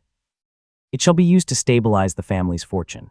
His gaze swept across the gathered faces. Seeing no trace of greed, his heart settled with some satisfaction. He gestured for Li Xuanxuan and said softly, "Elder brother, let us talk privately." Li Xuanfeng hadn't seen his elder brother for decades. Though he'd returned this year, his responsibilities in the Eastern Sea meant he wouldn't be able to visit often. Faced with his brother now, he found himself at a loss for words. Li Xuanxuan simply waved a hand. A faint, clear light emanated from several of his orifices, revealing the formation that the Hangzhou Dao Gate had placed upon him long ago. Accepting a jade box from Li Xuanfeng, he said hoarsely, "I shall see to burying Jiaor." He shuffled unsteadily down the steps. Meanwhile, Li Xuanfeng took a moment to stroll around the area. Despite the potent medicinal properties of the pills provided by Tu Longjian, his internal injuries had yet to fully heal. He decided to prioritize his recovery and went off to tend to his wounds. At the same time, the two elders retreated to the back courtyard, while those in the main hall rose to their feet. Li Ziming cupped his fist and said, "The elixirs required by the clan this year will be available tomorrow. Send someone to retrieve them from my alchemy pavilion." Leaving these words, he departed. Li Yuexiang was preparing to take her leave when Li Qingheng stopped her gently, saying, "Your elder brother is stationed in the sect. The branch line must have someone to speak for it." Li Yuexiang paused, nodded, and stayed. The group then divided the techniques. The Grade 5 Embryonic Breathing Realm technique, Insights of Tehua, was naturally set aside as a secret manual for the main family. As always, the Li family treated outsiders with generosity. The Grade 4 techniques, 6 chapters seeking immortality and Scaled Beasts Inquiry technique, were allocated to the descendants of meritorious contributors. As for ordinary external members and offshoot cultivators, they were already entitled to Grade 3 Embryonic Breathing Realm techniques. This level of generosity was significant, rivaling what some other clans might reserve for their less favored direct descendants. Li Qingheng studied the Cloud Thunder Inquiry technique carefully, pondering over it for some time. In her estimation, it did not surpass the Purple Thunder Secret Origin technique significantly, save for its lack of reproductive side effects. However, it did not reduce life force consumption much either. Strange. This seems to be a result of changes in the world, not a flaw in the technique itself. Li Qingheng's mastery of lightning techniques was already profound. With 2 ancient lightning manuals in hand, she quickly made her judgment. She murmured, "Still, it contains many insights worth referencing. The Eastern Sea is currently experiencing falling water rising storm. Once the family stabilizes, I will retreat to an offshore island for seclusion." Chapter 619, Wandering Through the Great Void II. Li Qingheng surveyed the group, and after a brief discussion about the family's recent changes, found no significant issues. Li Zijian then spoke softly, "News has arrived from outside. Ancestor Yuan Licheng of the Yuan family failed in his Purple Mansion realm breakthrough and perished in meditation. This prolonged rain outside is likely the celestial phenomenon marking his death." Li Qingheng, prompted by this comment, recalled something and said quietly, "When I was fighting for treasures near Green Pine Island, I saved someone from the Han family. I overheard that a Yuan family cultivator had died. After all, they are allies." Li Zijian nodded. "I have already sent someone to investigate." Li Qingheng frowned slightly and remarked, "I have heard that ancestor Yuan Licheng once studied under Taoist Master Buzi. Later, he was exiled for committing a transgression. Now that Buzi is missing and Yuan Licheng has passed, the Yuan family is likely to face a difficult period." Li Zijian looked at the unrelenting downpour in the sky and nodded slightly. "Let us hope this does not affect the sect. If we count the days, Brother Zijai should be close to breaking through to the Foundation Establishment realm." In the world within the mirror, Lu Jiangxian held the bright yang metallic essence in his hand, and with his elevated inherent rank, he had spent half a month carefully linking it to the fetus before cautiously withdrawing. Because it was still an unborn child, he dared not establish too deep a connection, fearing that the bright yang might ignite and destroy both mother and child. The task was extremely delicate. Even with his mastery of immortal techniques, it had taken him half a month to establish a preliminary connection. Had it been his earlier self, such a complex task would have been impossible. Though difficult, it was flawless. Lu Jiangxian marveled at the brilliance of his method. Using the mirror's undetectable properties, he stored the metallic essence within the mirror and subtly extended its influence outward.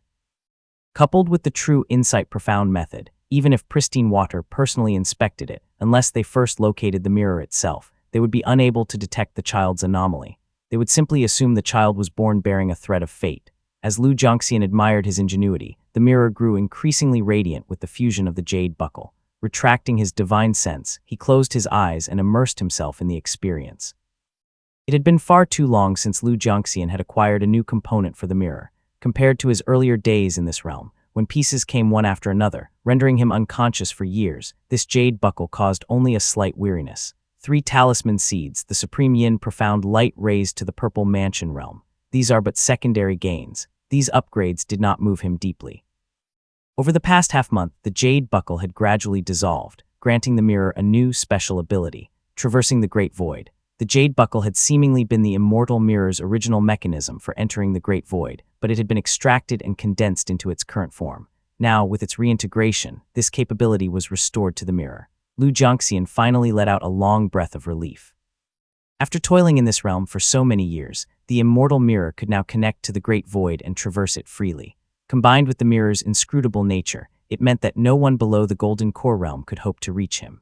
Moreover, he no longer needed to be carted across the world by others. The immortal mirror could now float within the Great Void, allowing him to descend from any talisman seed at will.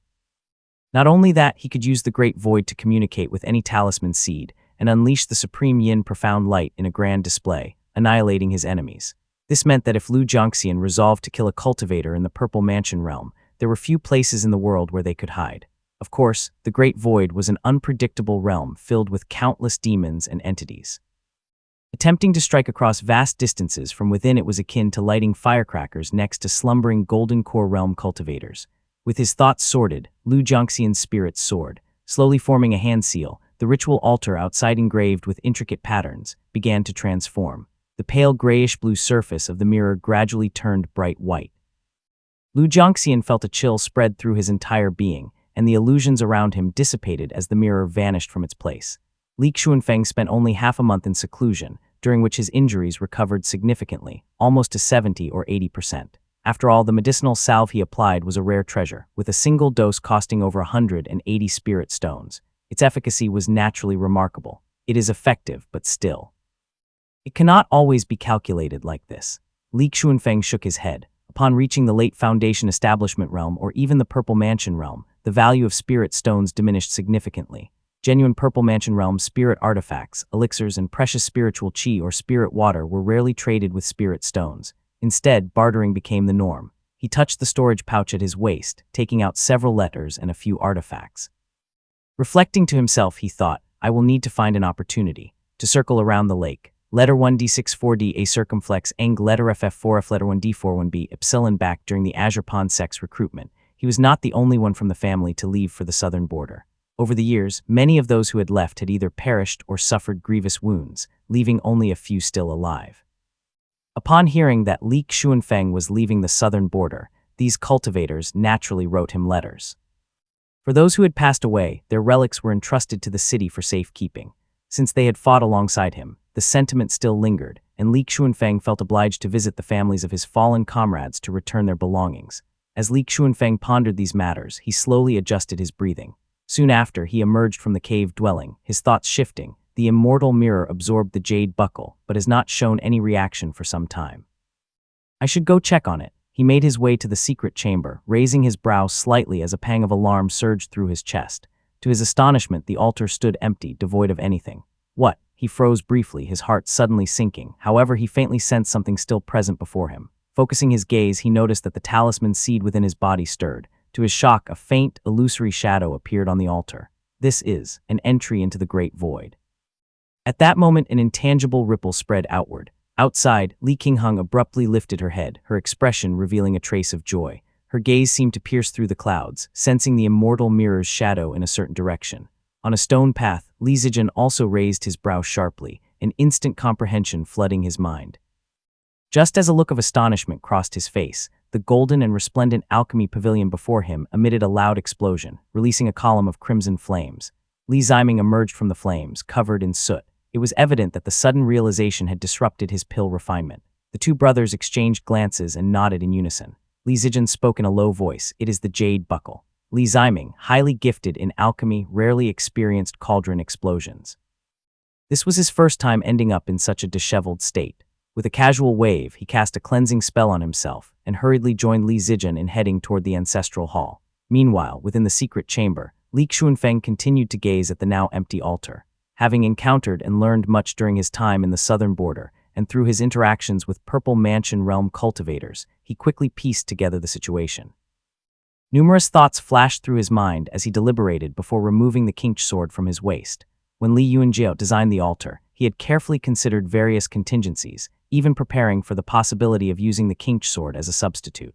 Li Xuanfeng gently placed the sword on the altar. It fit perfectly, as though it had always belonged there. Behind him, the stone door shifted slightly, and several direct descendants of the Li family hurried in. Li Xuanfeng waved his hand, signaling for them to leave. Chapter 620, The Fei Family Today I. The group exited the secret chamber, with Li Xuanfeng clad in his black gold armor leading the way. He took his seat at the head of the room while the others stood respectfully to the sides. Sitting upright, he asked, "Have you gained any insights?" Everyone nodded in affirmation. Moments earlier, a ripple of energy had triggered revelations through their talisman seeds, causing their sea of qi to brighten. The seeds emitted a more luminous hue, and several chants appeared in their minds. Through their talisman seeds, they could sense the immortal mirror in the great void and use the chance to establish a connection. Seeing their nods, Li Xuanfeng paused briefly before stating gravely, "This is good news. Zijai should also sense this within the sect." The group nodded again, though their subdued expressions reflected the lingering atmosphere of mourning. The recent loss in their family prevented much celebration. After a moment of thought, Li Xuanfeng added, "Although Yu Muxian is now dead, refrain from acting rashly around the lake for the time being. Once I return to the southern border and understand the sect's internal negotiations through the Ning family, I will send back instructions. Proceed accordingly." Li Qinghong nodded in agreement and replied, "We will await your message. However, there is one matter. In the past, the Yu family had a swordsman by the name of Yu Mujian. Few in the hall recognized the name, though Li Xuanfeng nodded slightly. Li Qinghong turned to explain to the younger members. During the Yu family's peak, its brothers each excelled in their own right. Yu Muxian was extraordinarily gifted, Yu Muga was ruthlessly cunning, and another, Yu Mujian, was defeated by our grandfather. Afterward he went north seeking the Tao and has been unheard of since." After a brief pause, Li Qinghong continued gravely, "If this individual is still alive, he may have already surpassed the Foundation establishment realm. Caution is advised." Li Zicheng, who managed family affairs in the mountain foot, immediately understood and responded. Over the years, second uncle and youngest uncle planted informants within the Yu family to foment discord. I will investigate whether there is any correspondence or trace of his whereabouts. Li Xuanfeng nodded, satisfied with their diligence, and dismissed everyone except Li Qinghong. He asked, "I have heard that in recent years, relations with the Fei family have grown distant. Is it because Fei Qingyi is cultivating on Yuanwu Peak?" Li Qinghong nodded and briefly explained the situation, speaking softly. "Indeed, the Fei family has not communicated with us for years. Whatever debt they owed us appears long forgotten. Years ago, Fei Ye, the young master of the Fei family, had accompanied Li Xuanfeng to the southern border. Li Xuanfeng still carried letters from Fei Ye addressed to his family." Hearing Li Qinghong's words, he furrowed his brow and said gravely, "I will pay the Fei family a visit."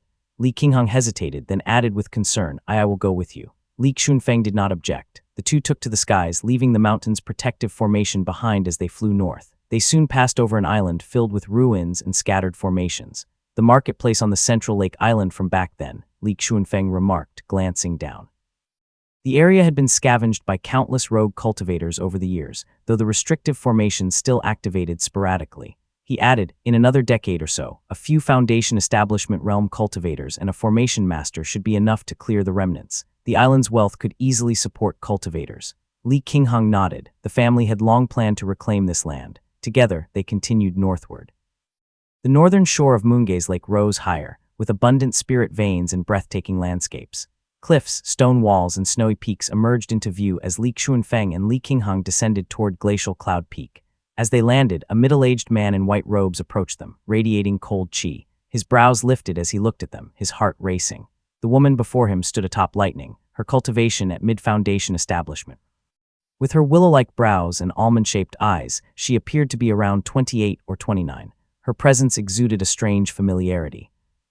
Our acute alpha small cap N, a letter 10331 ye letter 1d634, seeing the woman whose presence already far exceeded that of a typical Foundation establishment realm cultivator, and the man clad in black gold armor, whose mere presence caused eye-watering discomfort with his blade-like features. The middle-aged cultivator quickly concluded, "They are disciples of an immortal sect." At once he bowed low, his posture bending to its utmost, and respectfully addressed them with his head lowered. "This is the Glacial Cloud Fei family. I wonder who are the honored seniors before me." Li Xuanfeng did not respond, but Li Qinghong, ever polite, answered warmly, "Qingdu's Li Qinghong."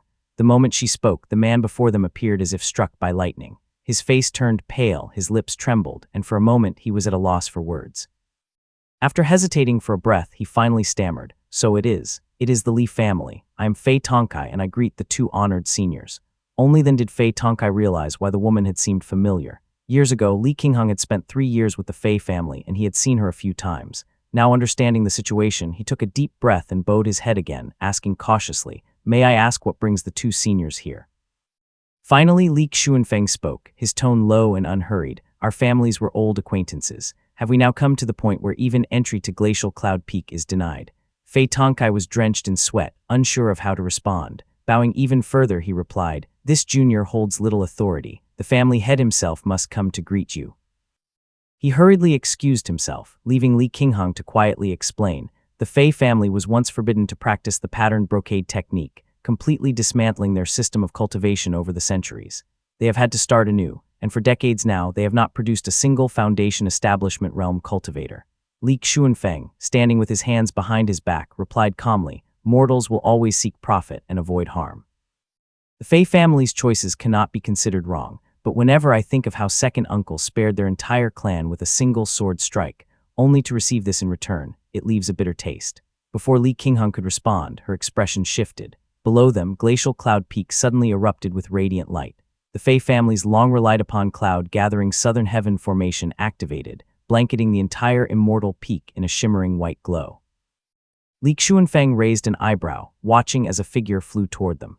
The man bore a striking resemblance to Fei Yit, sharing 7/10 of his features and a similarly handsome demeanor. However, his current expression was grim. Riding the wind, he lowered his voice as he greeted them. "I am Fei Tongyu, head of the Fei family. Greetings to the honored seniors."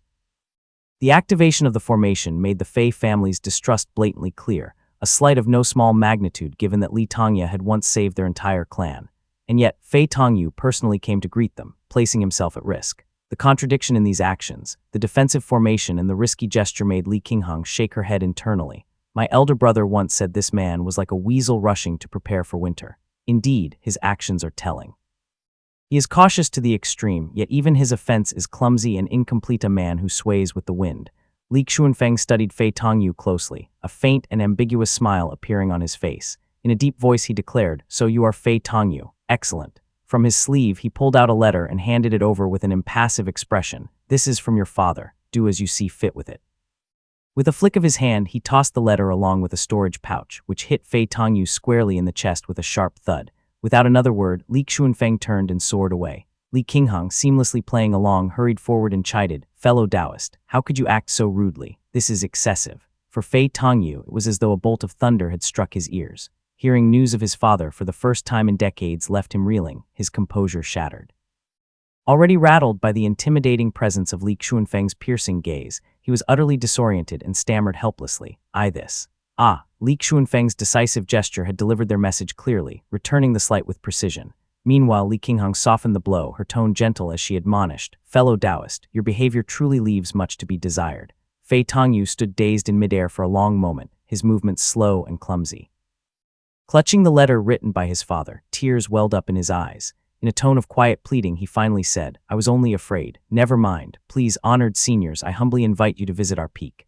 Li Qinghong knew that Li Xuanfeng had not gone far. She gave a slight nod and descended with him. Fei Tongyu hurriedly offered to escort her into the cave dwelling, but Li Qinghong had no intention of staying long. She merely said, "Let us walk around this peak instead."